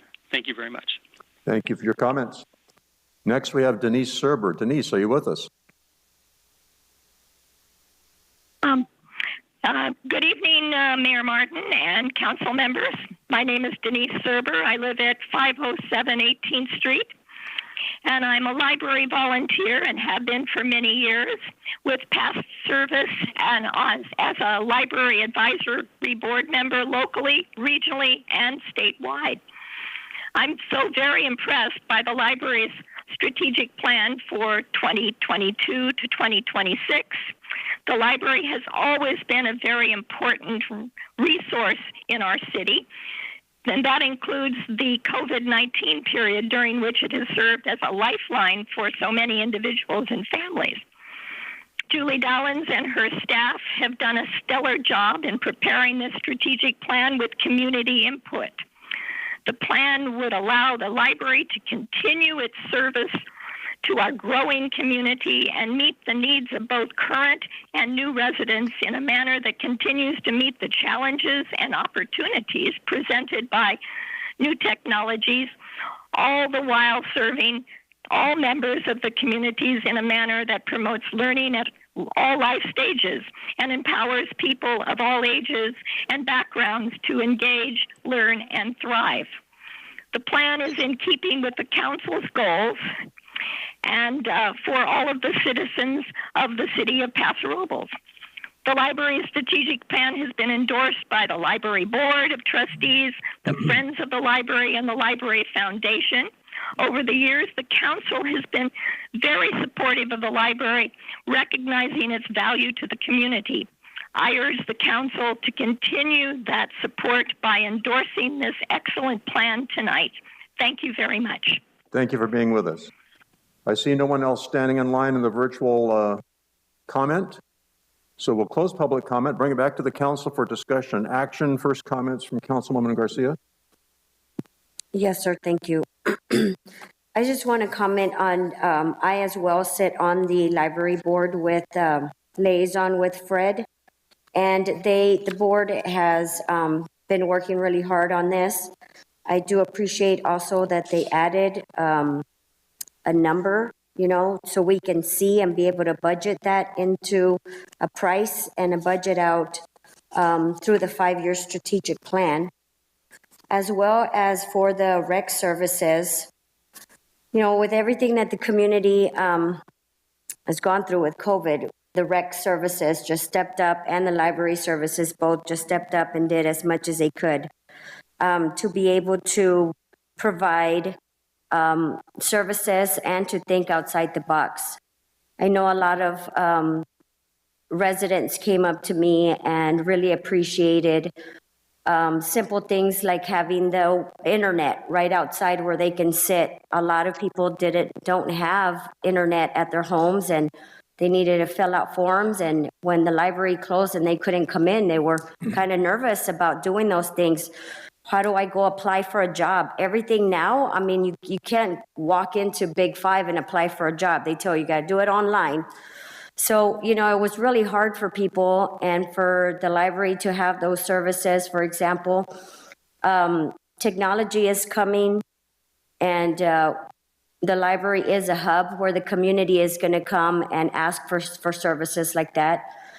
I have people that call me and ask me, is there someone there that can help me fill out information on the computer that in Spanish? I don't read any English, but I need to fill out my forms to be able to go to the doctor's office, or my forms for Medicare and things like that. So having those services for the community is very important. And I just want to say thank you very much to the library and to the rec center for having those services for us. And that's all I have, sir. Thank you. Councilman Hammond. Thank you, Mr. Mayor. Yeah, again, a lot of work done to this strategic plan. Again, I fully endorse it at this point where we hopefully can fund it and move on with the progress over time. I think it's a good way, a good roadmap, and I particularly like the way Julie set up the library side of it. Very well done, very detailed. That's all I had. Thank you. Thank you. Councilman Gregory. Ditto for me. I would like to make a comment on Julie said that they would do everything in their power to find the money for some of these positions, which is very well accepted on our part, and we appreciate you doing that. Both these plans are really nicely done, and I'm ready to second Councilwoman Garcia's approval of this plan. Getting ahead of me there, Steve. Thank you, Councilman Strong. Yes, well, it's all been said, and frankly, nobody could have done a better job than I think the staff at our library and our Recreation Services Department have done in putting these plans together and presenting them to us. And I'll just defer to the motion and the second. Thank you. Thank you. A few thoughts occurred to me as I read this report and I listened to the presentations and comments tonight. First of all, I was surprised how cosmopolitan we are. I mean, I knew that we were a diverse community, but when I read that line of how many youth we had, I think we're kind of perceived as being an older community. But to read that about the number of youth that we have in the community was really kind of surprising. You know, whenever anyone in the community comes to me and says, you know what the city needs to do is, I always try to make 3 points to them. I say, well, you know, those are good ideas, but when you approach the city, you should keep 3 things in mind. First of all, you need to understand what the city's goals and priorities are now, because those aren't things that were dreamed up out of our heads. Those are things that came to us through workshops, came to us through public hearing, came to us through gathering public opinion, and they reflect what the people of the community want. So you need to be aware of that. And 2, be aware of the city's finances, because while everyone feels that their project is the most important thing in the world, we can do anything, we just can't do everything. And you need to keep that in mind also. And 3rd, find some friends.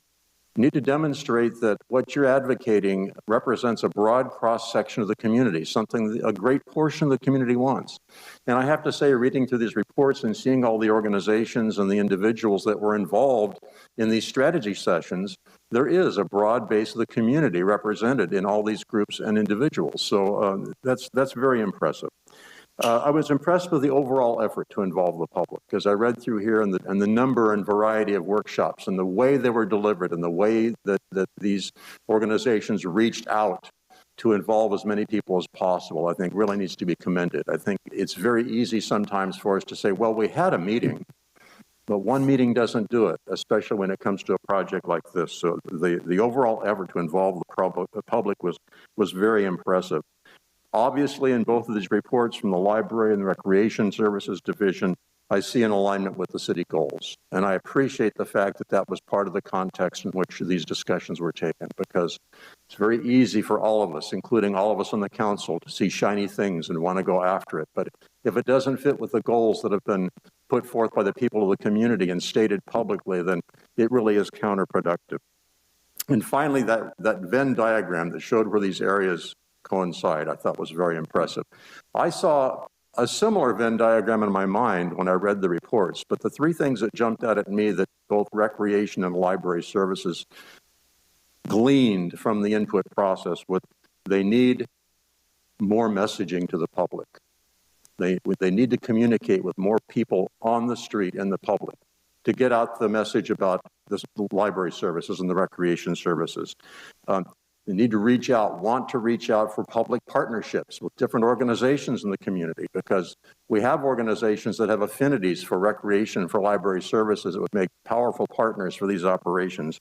And finally, I was gratified to see that both reports indicated a need to redefine and expand the role of volunteerism in the city of Paso Robles, because again, I have so many people say, how can I help? Is there a place I can sign up that I can help and do something? This provides that framework, and I think that's really great. So based on that, I'm very impressed with the report, very impressed with the goals and strategies. And I think that using the public input, using the compliance with the city's goals, and reaching out for partners both in the public and in organizations and in volunteerism, we're going to find the resources over time to get this done. Individuals are going to step forward to help fund those things. Partnerships are going to step forward to help fund those things. Volunteerism obviously is a funding in its own right, because it relieves the organization of expenses it would have to incur otherwise. And finally, the city, big C, has to invest in this also. So city government has to respond to the broad base of interest expressed in these reports and recognize and respect those priorities in the future. So I appreciate that. If there is no further discussion, I'm just divining from the conversation that Councilwoman Garcia might have a motion. I do have a motion, sir. I have a motion to endorse the 5-year strategic plans for the Paso Robles Library and Recreation Divisions. I'll second that motion. We have a motion by Councilwoman Garcia, seconded by Councilman Gregory. If there's no further discussion, roll call vote, please. Councilmember Garcia? Aye. Councilmember Gregory? Aye. Councilmember Hammond? Aye. Councilmember Strong? Aye. And Mayor Martin? Aye. Motion passes 5-0. Thank you all. Look forward to working on these projects in the future and checking them off one by one as we get them done.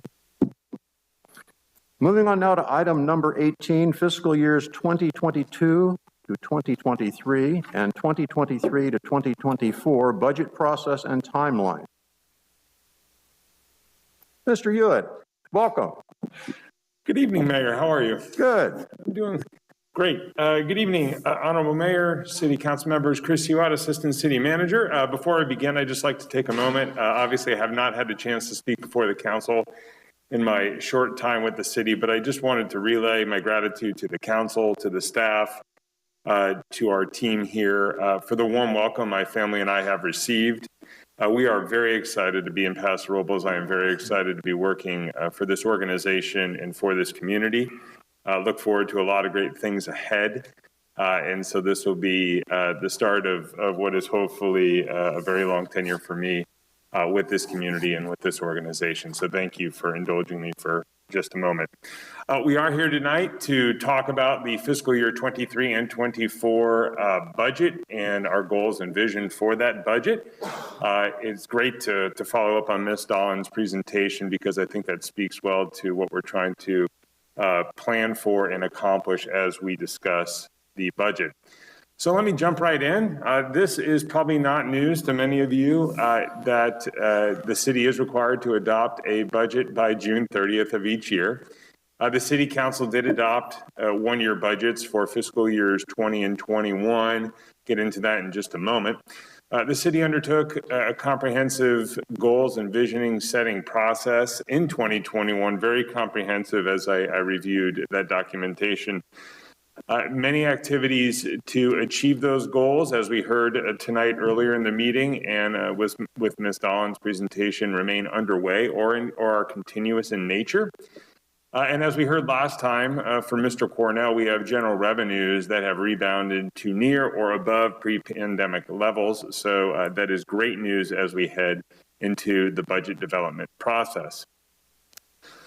Objectives for tonight's discussion, I've tried to boil those down into 3 objectives. The first is consideration of returning to a 2-year budget cycle, establishing the framework and expectations for the goal setting and budget planning workshop that we've tentatively scheduled on your calendars for February 26th, and confirmation of the remainder of the public planning budget process calendar, which I will cover in just a moment.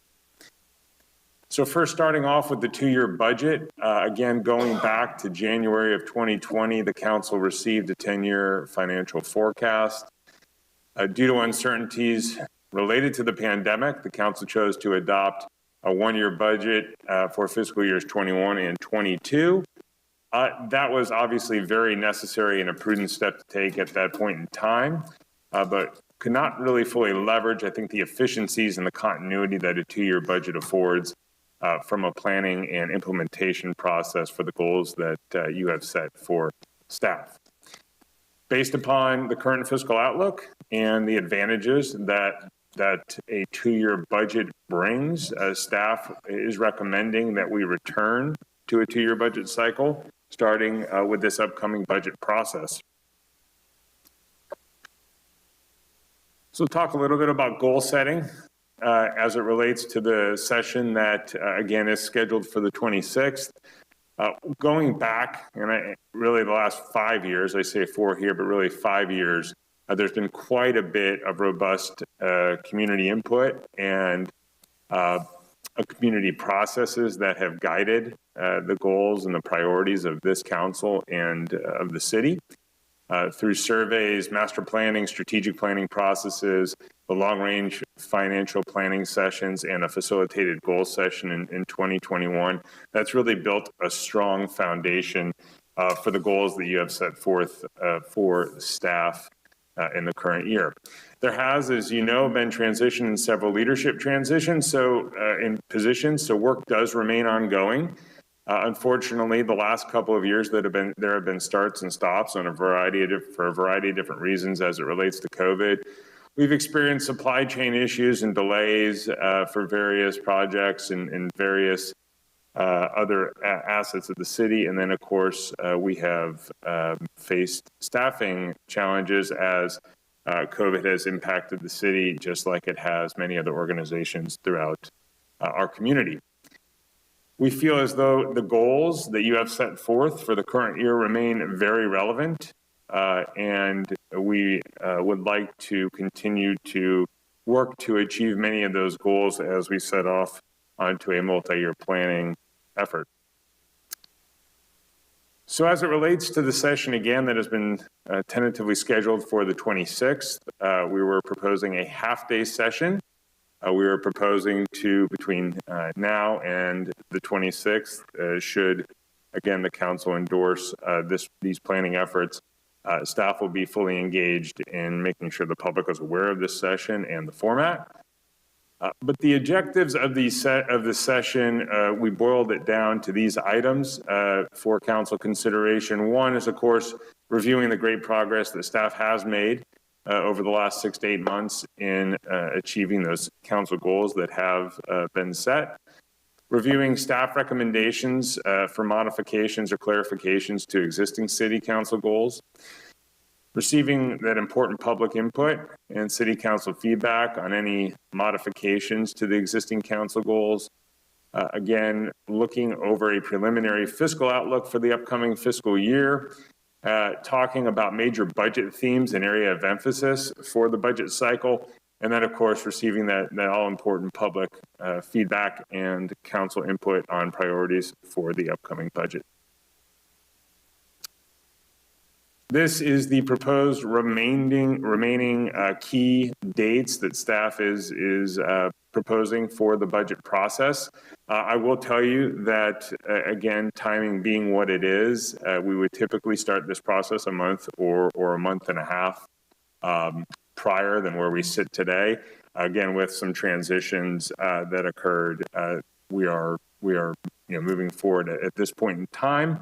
So this is somewhat of an aggressive timeline, and I will admit to that. But we do think we can meet that and also, again, provide that all-important time for discussion and public input. The one thing that I would focus on here is the April 19th meeting. That is typically, I think, a little bit earlier than you would likely see a proposed budget in the past. But again, I think we can meet that timeline. And then the week of May 9th, what we are proposing is a separate standalone budget workshop to be able to dive a little bit more into department budgets, supplemental requests, new positions, capital improvement planning, the enterprise funds, and then specifically on the Measure J20 expenditures, we wanted to spend a little more time in depth with the council for purposes, again, of budget planning. This is all intended to wrap up in your last meeting in June with budget adoption. So again, these are those key dates that we'd like to set forth for you. Again, we're here this evening as the start of the process. So this is a very, very, very preliminary preview of major budget themes. Many of these will not be foreign to you, but again, wanted to start to lay the foundation for discussion as we're moving forward. Of course, the economic forecast at this point in time is positive, as Mr. Cornell laid out last time. The economy has more or less, with the exception of the first quarter of 2020, been in growth mode since essentially 2009. So there are many competing theories and opinions on when that may see a slowdown. But again, for the time being, we anticipate that being positive. The second bullet point on the left is really just to reiterate that there are key initiatives across every section of the council goals that staff is intending to continue to address through bringing you all, again, those recommendations as part of the budget. We know that we have major infrastructure needs, both in terms of new infrastructure that the city needs to invest in, as well as deferred maintenance and other facility and amenity needs. There will likely be some one-time funding available for one-time uses through a variety of different sources. And a theme that I think we're having internally right now from a staff perspective, again, with infrastructure funding and other state and federal funding on the horizon, is the ability to get a lot of these projects shovel-ready. We see success in being able to leverage other funding sources when we have a shovel-ready project. So there will be some opportunities, we believe, in the upcoming budget to potentially get those projects to that stage. And then finally, again, we're seeing demands increasing across the board for services, both due to general growth, some due to the regulatory nature that cities face. And so again, we'll be looking at potential staffing augmentation in key areas. We are also looking at the organizational structure and making sure, again, as an organization, we are structured in a way that's providing the most efficient and effective services to the public. And then finally, recruitment and retention, another key area that staff will likely focus on and bring to the council for discussion. Much of what we are wanting to do and much of what the council has laid out for us in your work plan can only be accomplished through having staff in key areas to do that. So we'll be reviewing opportunities to make sure we are recruiting and retaining the talent that is necessary to bring forth many of the goals and objectives that have been laid out for you, or for us, excuse me. So with that, there are, I think, in the staff report, it's listed as 2 different recommendations. I've broken those out because there's really 3 distinct items that we're wanting to have council take action on tonight. One is to direct staff to return to a 2-year budget cycle. That'll kick off a process with Mr. Cornell and his team in our office, as well as the respective departments to, again, bring forward a package that looks more to a 2-year cycle. Move forward with the noticing and community outreach for the February 26th workshop and endorse the proposed budget development calendar as outlined in the staff report. And with that, I will defer further comments to City Manager Lewis if he has any. Otherwise, I'm available for questions. Thank you. Good to go. Very good. Questions of staff, starting with Councilman Hammond. Thank you, Mr. Mayor. Chris, what's really interesting, I want to see anyway in these budget talks and hearings is our infrastructure, wants and needs, must-haves, and the cost of those projects. I think, again, it's really going to be critical. Those are the biggest nuts to crack with the future development that we're looking at. Are you folks currently getting strong, accurate estimates on these projects? I'm talking about Wherewell Bridge, the 46 East and 46 West Bridges overpass. Are these in the works as far as getting accurate information currently?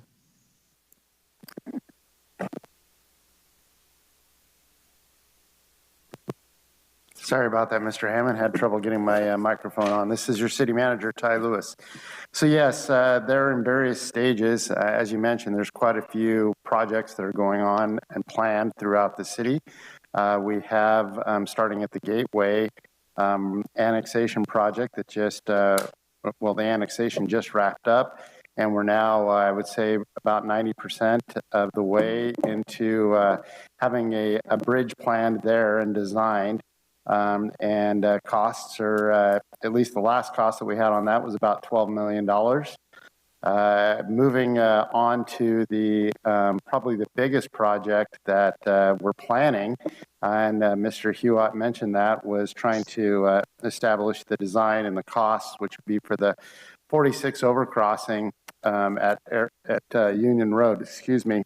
Estimates are upward of $50 million to accomplish that bridge, which would include much land acquisition along the Highway 46 corridor. And then the last bridge that you mentioned was the Wero Bridge, which is also much needed if we're going to continue to develop the airport and boys' school regions. When we talk about a tech corridor or a spaceport, or the proposed landing project that's under consideration. And that bridge, the full blown out build out bridge, is about $25 million.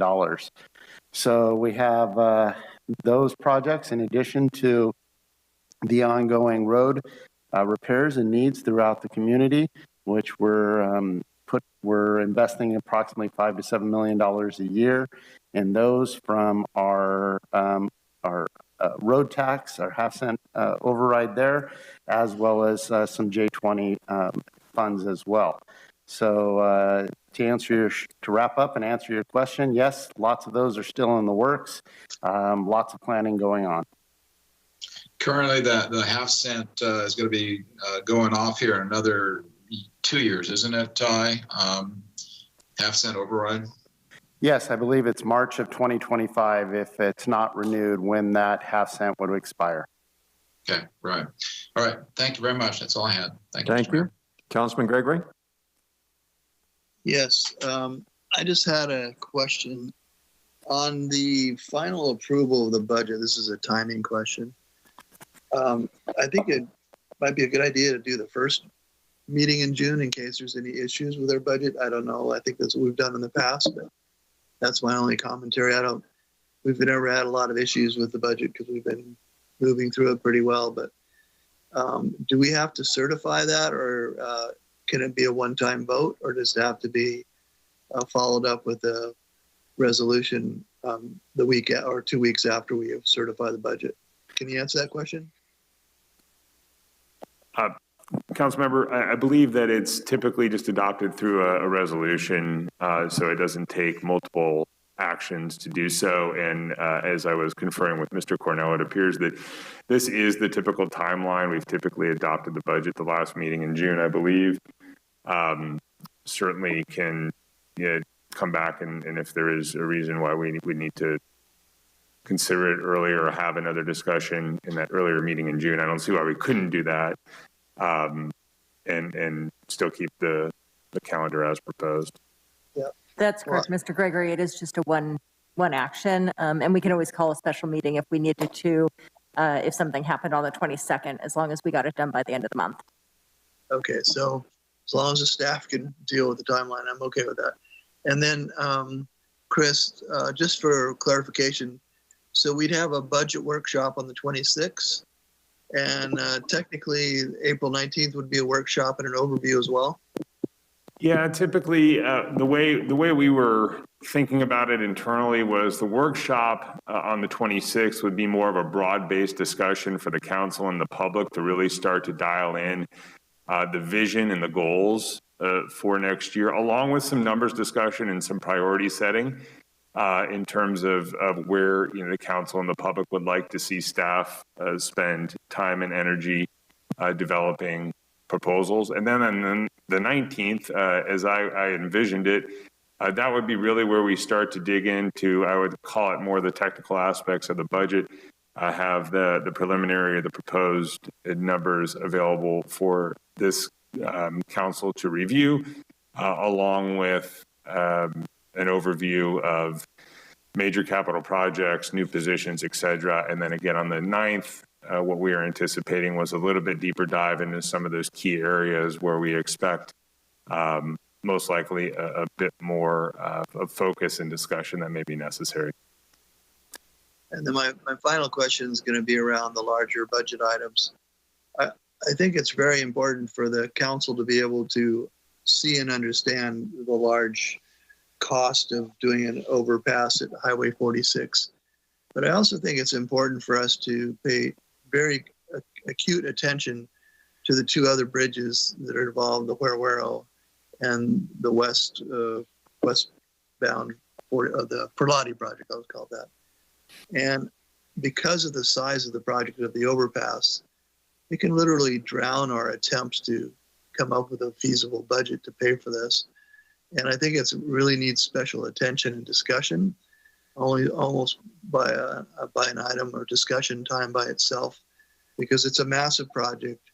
It's a $50 million budget item, and it's something that's going to take a great deal of effort to put through. So I think we should pay special attention to that one item, allowing for other items on the budget to proceed. So those are my comments. Thank you.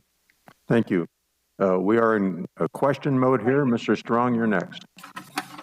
Yes, well, I don't have any real questions. I'm going to have, I think, maybe a couple of answers for Mr. Gregory on his concerns, and I'll be addressing those primarily in my remarks. But as of right now, I think most of my questions have been asked. I will say that I have indicated that I couldn't make the meeting of the 15th, and that has reversed itself, and I will be able to make that special meeting on the 15th.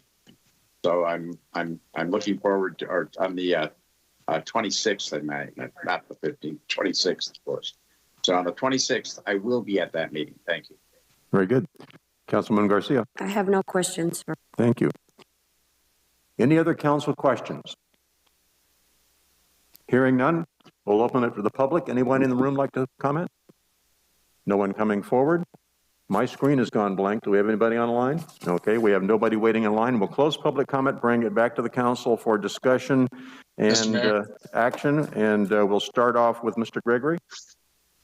I would like to hear the wise words of Mr. Strong before I make any further comments. Very good. Mr. Strong. Yeah, if I may.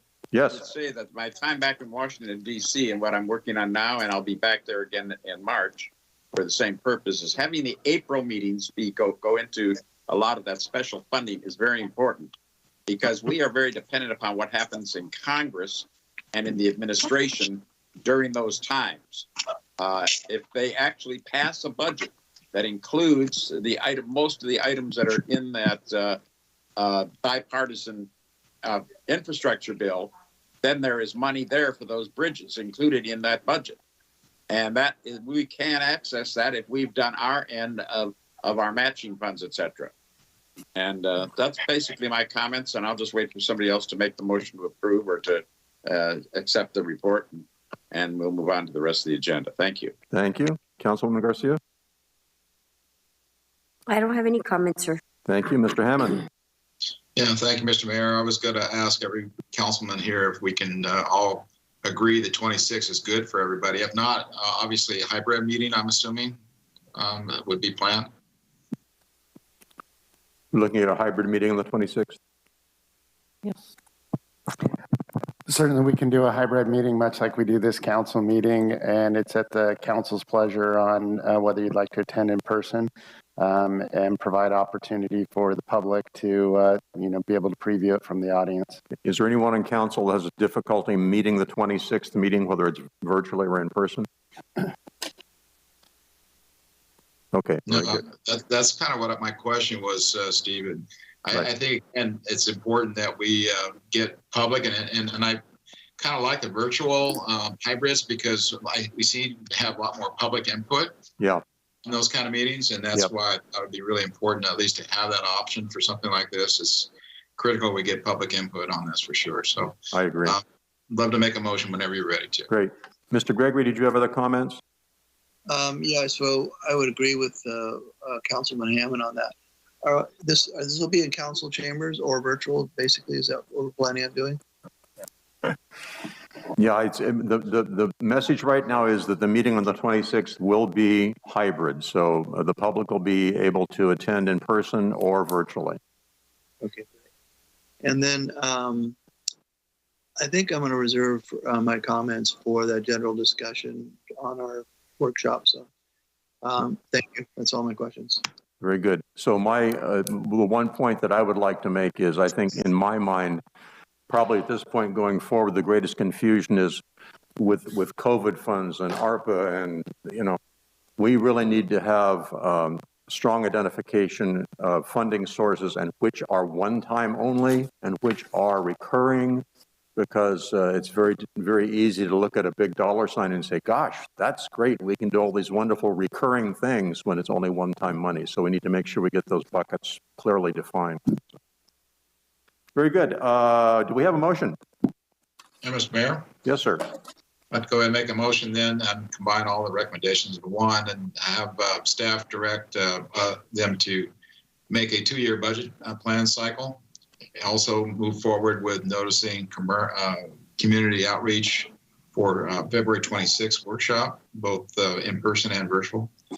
And then also endorse a proposed budget development calendar, which was reviewed today. Second by Gregory. I have a motion by Councilman Hammond, second by Councilman Gregory. If there's no further discussion by council, roll call vote, please. Councilmember Hammond. Aye. Councilmember Gregory. Aye. Councilmember Garcia. Aye. Councilmember Strong. Aye. Mayor Martin. Aye. Motion passes 5-0. Thank you. Next up, item number 19 is our city manager report, update on current city activities. Mr. Lewis. Thank you, Mr. Mayor. I have a few updates for you. So Mr. Hewitt, who you met this evening, he and I attended the city manager conference in Monterey approximately a week ago, and got to meet with our counterparts throughout the state. Got updates on financing, which included the topic of bridges and other things. So very timely for us to be able to attend that meeting. Speaking of Mr. Hewitt, for those of you that don't know, he is our new assistant city manager, but more importantly, we're going to do a redo at his oath of office on March 1st. So those of the community and that haven't met Mr. Hewitt are invited to attend on March 1st. We'll have a little reception and oath of office before the city council meeting that evening. At our last city council meeting, council directed us to bring an item back to the downtown parking committee, the DPAC, regarding senior parking and costs and updates. Unfortunately, that meeting was canceled due to attendance issues. So we're planning on bringing that back as quickly as we can, including the potential for calling a special meeting so we can bring that item back to you as quickly as we can.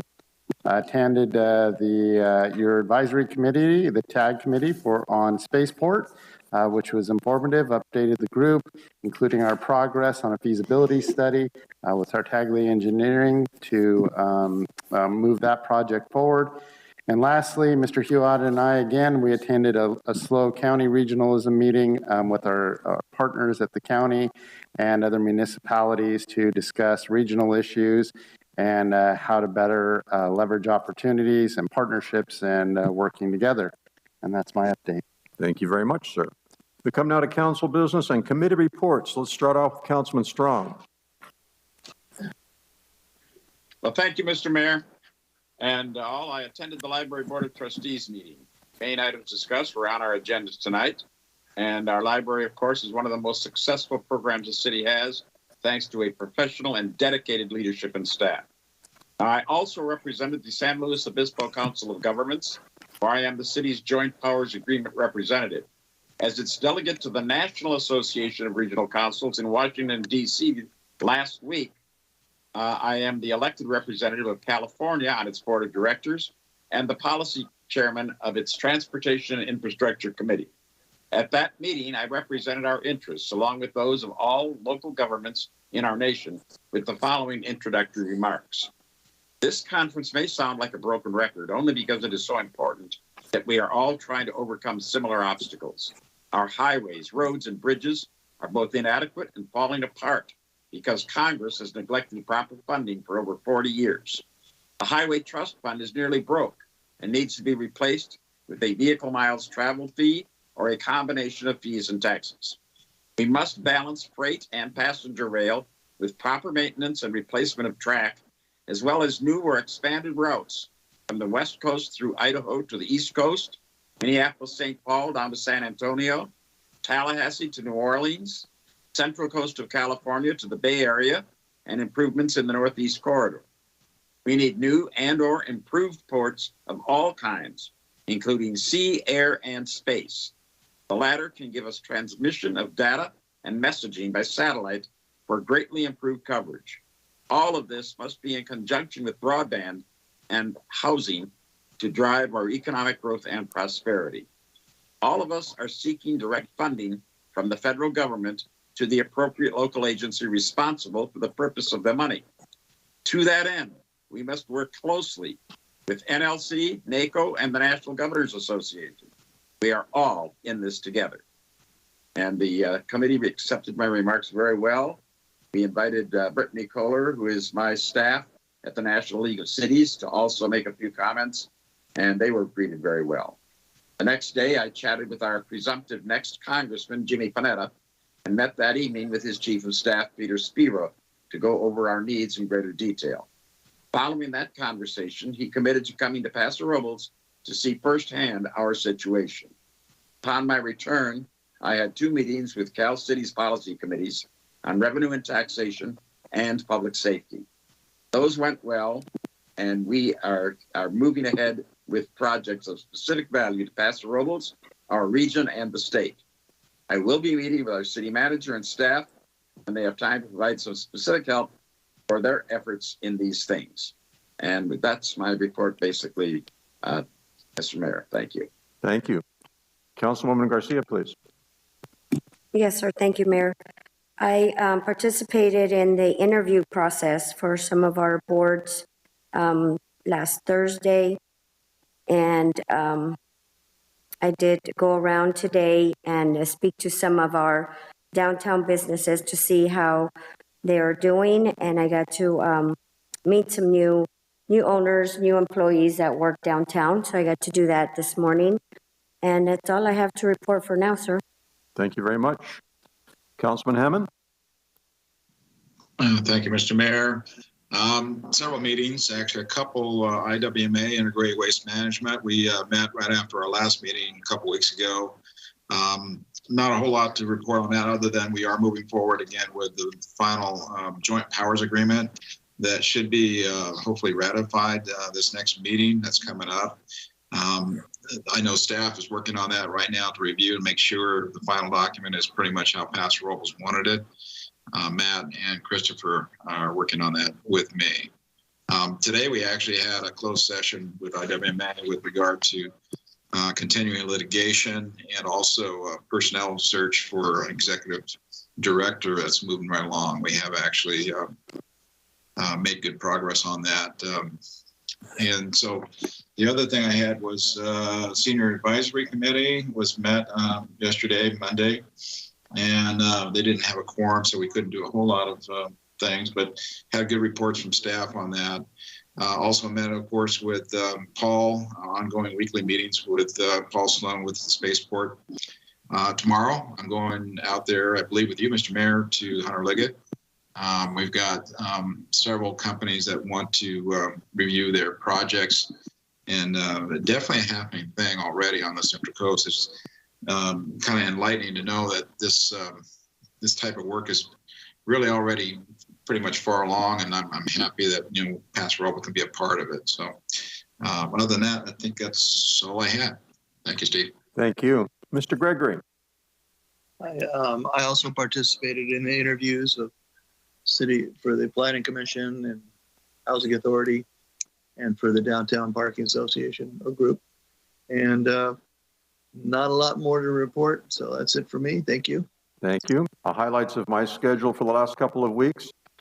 We had several updates on our spaceport project. We had a preliminary conversation with our consultant, and preliminary indications, and I say preliminary in front of everything, are that there are no fatal flaws to this plan. In other words, no obvious brick walls that we're running into, and we are proceeding with the gathering of information to eventually construct our application for a spaceport certification. I met with representatives from CCCE and coordinated meetings between them and some of our citizens who had questions about their power bills recently, hoping to clear up some misunderstandings there. Had a Zoom meeting with representatives from the REACH organization where we discussed spaceport, broadband, and other economic development items. As I indicated earlier this evening, very preliminary discussions about the potential for locating significant childcare services in our community, and that's something that's just on the horizon, nothing really definitive to report there, except I think we need to move that from the arena of conversation into reality. I attended the Homeless Services Oversight Committee Housing Committee meeting. The Parking Committee meeting was canceled, but I spoke with Gina Fitzpatrick, who is the chairperson of that committee, and we had a very candid conversation about how both that committee and the City Council want to resolve the issues regarding downtown city parking so we can move on with other things in the future. So I think we're going to be having some definitive recommendations coming back to us. I met with the staff and developer of property at the airport, interested in the airport for a variety of reasons, not the least of which is the potential for development of the spaceport in the future. Attended the library board meeting, also attended the governance policy committee for California cities. I had a separate meeting with our California cities rep, Dave Mullinex, regarding upcoming channel division meetings in and about this county. We had a senior housing advisory committee. I attended with Councilman Hammond, Parks and Rec Advisory Committee meeting, and today I attended the Travel Paso Board of Directors meeting. They indicate that the development of tourism, particularly in the area of census count in our hotel rooms, has boomed significantly this year, and the entire North County has had some very significant growth in hotel bookings, which is good for them as businesses and obviously good for us because we collect TOT from all of that business. I've had some people ask me to resume my mayor's videos. And I don't know if you remember, but it seems like a lifetime ago when COVID first came on the scene, there was a lot of concern and a lot of questions. If you remember in the early days, the shelves of the supermarkets cleared out. We couldn't find toilet paper. Nobody knew how many people were going to get sick, and how much, we just didn't know what was going to happen. And I took upon myself at that time to start producing informational videos from the mayor to get information out to the public and also to show that the city was involved in the effort to protect public safety. And so I have a couple of people that say, we thought that was very helpful. We think you should resume that. So right now I'm planning on resuming our mayor's videos on a variety of city projects. They'll be made available to the city, so should the city wish to use them on the city website, they will be also airing on my website, which is concocted at no cost to the taxpayers at pasomayor.com. So if you're interested in seeing my talking face, you'll have that opportunity coming up in the near future. A question I have is on the homelessness issues. Here, again, it seems like a lifetime ago, we had a meeting in this room with the Chamber of Commerce and other agencies who were interested in gleaning public opinion and public input into assisting with the issue of homelessness. Mr. Lewis, is there a status report on that? Thank you, Mr. Mayor. Yeah, I can give you a little bit of an update. In fact, I was just exchanging some messages with the Chamber of Commerce, Gina Fitzpatrick. We are currently working with them to put together a workshop series over several weeks to examine this. I know that Ms. Fitzpatrick has had some challenges and some opportunities with the expansion of the local chamber. And so we're still on track for that. But with COVID, the surge most recently, and other initiatives that she's undertaken, it's been delayed a little bit. But we are planning on hosting, or the chamber is hosting, a series of workshops to discuss homelessness, the future of it, most importantly, what kind of initiatives that we can work on as a community, kind of looking at this as a hub and spoke kind of situation, with the issue of homelessness being in the center, and how all the various government agencies and resources that we have in the community, as well as private partnerships and other stakeholders, can work together collaboratively to make some progress there. As we've talked about in the past, I can tell you that we're making good progress along the Black Oak corridor. Not only is the city team been diligently, I got an update from Mr. Hewitt today, working at obtaining some grants to potentially beautify the Black Oak corridor, which would be great, pursuing a portion of, I think, a $50 million grant in California to help us look at that region. In addition to of course, our budget planning purposes, trying to figure out our long-term financing solutions to some of the recurring challenges that we have, not only along that corridor, but within the riverbed and throughout the community as well. So I'm happy to answer anything else if you have specific questions. That's good for me. Thank you very much. Upcoming events. Supplemental Sales Tax Oversight Committee meeting will be Wednesday, February 16th, 5:30 p.m. Development Review Committee meeting Monday, February 21st, 3:30 p.m. Planning Commission meeting Tuesday, February 22nd, 6:30 p.m. Development Review Committee meeting Monday, February 28th at 3:30 p.m. Senior Citizen Advisory Committee meeting will be Monday. We've already had that one. City Council regular meeting next will be Tuesday, March the 1st. And the deadline for submitting items for the regular meeting on Tuesday, March the 1st, Wednesday, February the 16th. There's no further business for the Paso Robles City Council. I would entertain a motion to adjourn. Mr. Mayor, I so move. I have a motion from Councilwoman Garcia. Do I have a second? Second. Hammond seconds. I'm going to say Councilwoman Garcia moves. Councilman Hammond seconds. All those in favor signify by saying aye. Aye. Aye. I say aye, so that Mr. Hammond and Mr. Gregory? Aye. Aye, aye. Thank you. Okay. Boy, we're going to stick around for something tonight? I don't know. Motion passes 5-0. The meeting is adjourned. Thank you all for your hard work.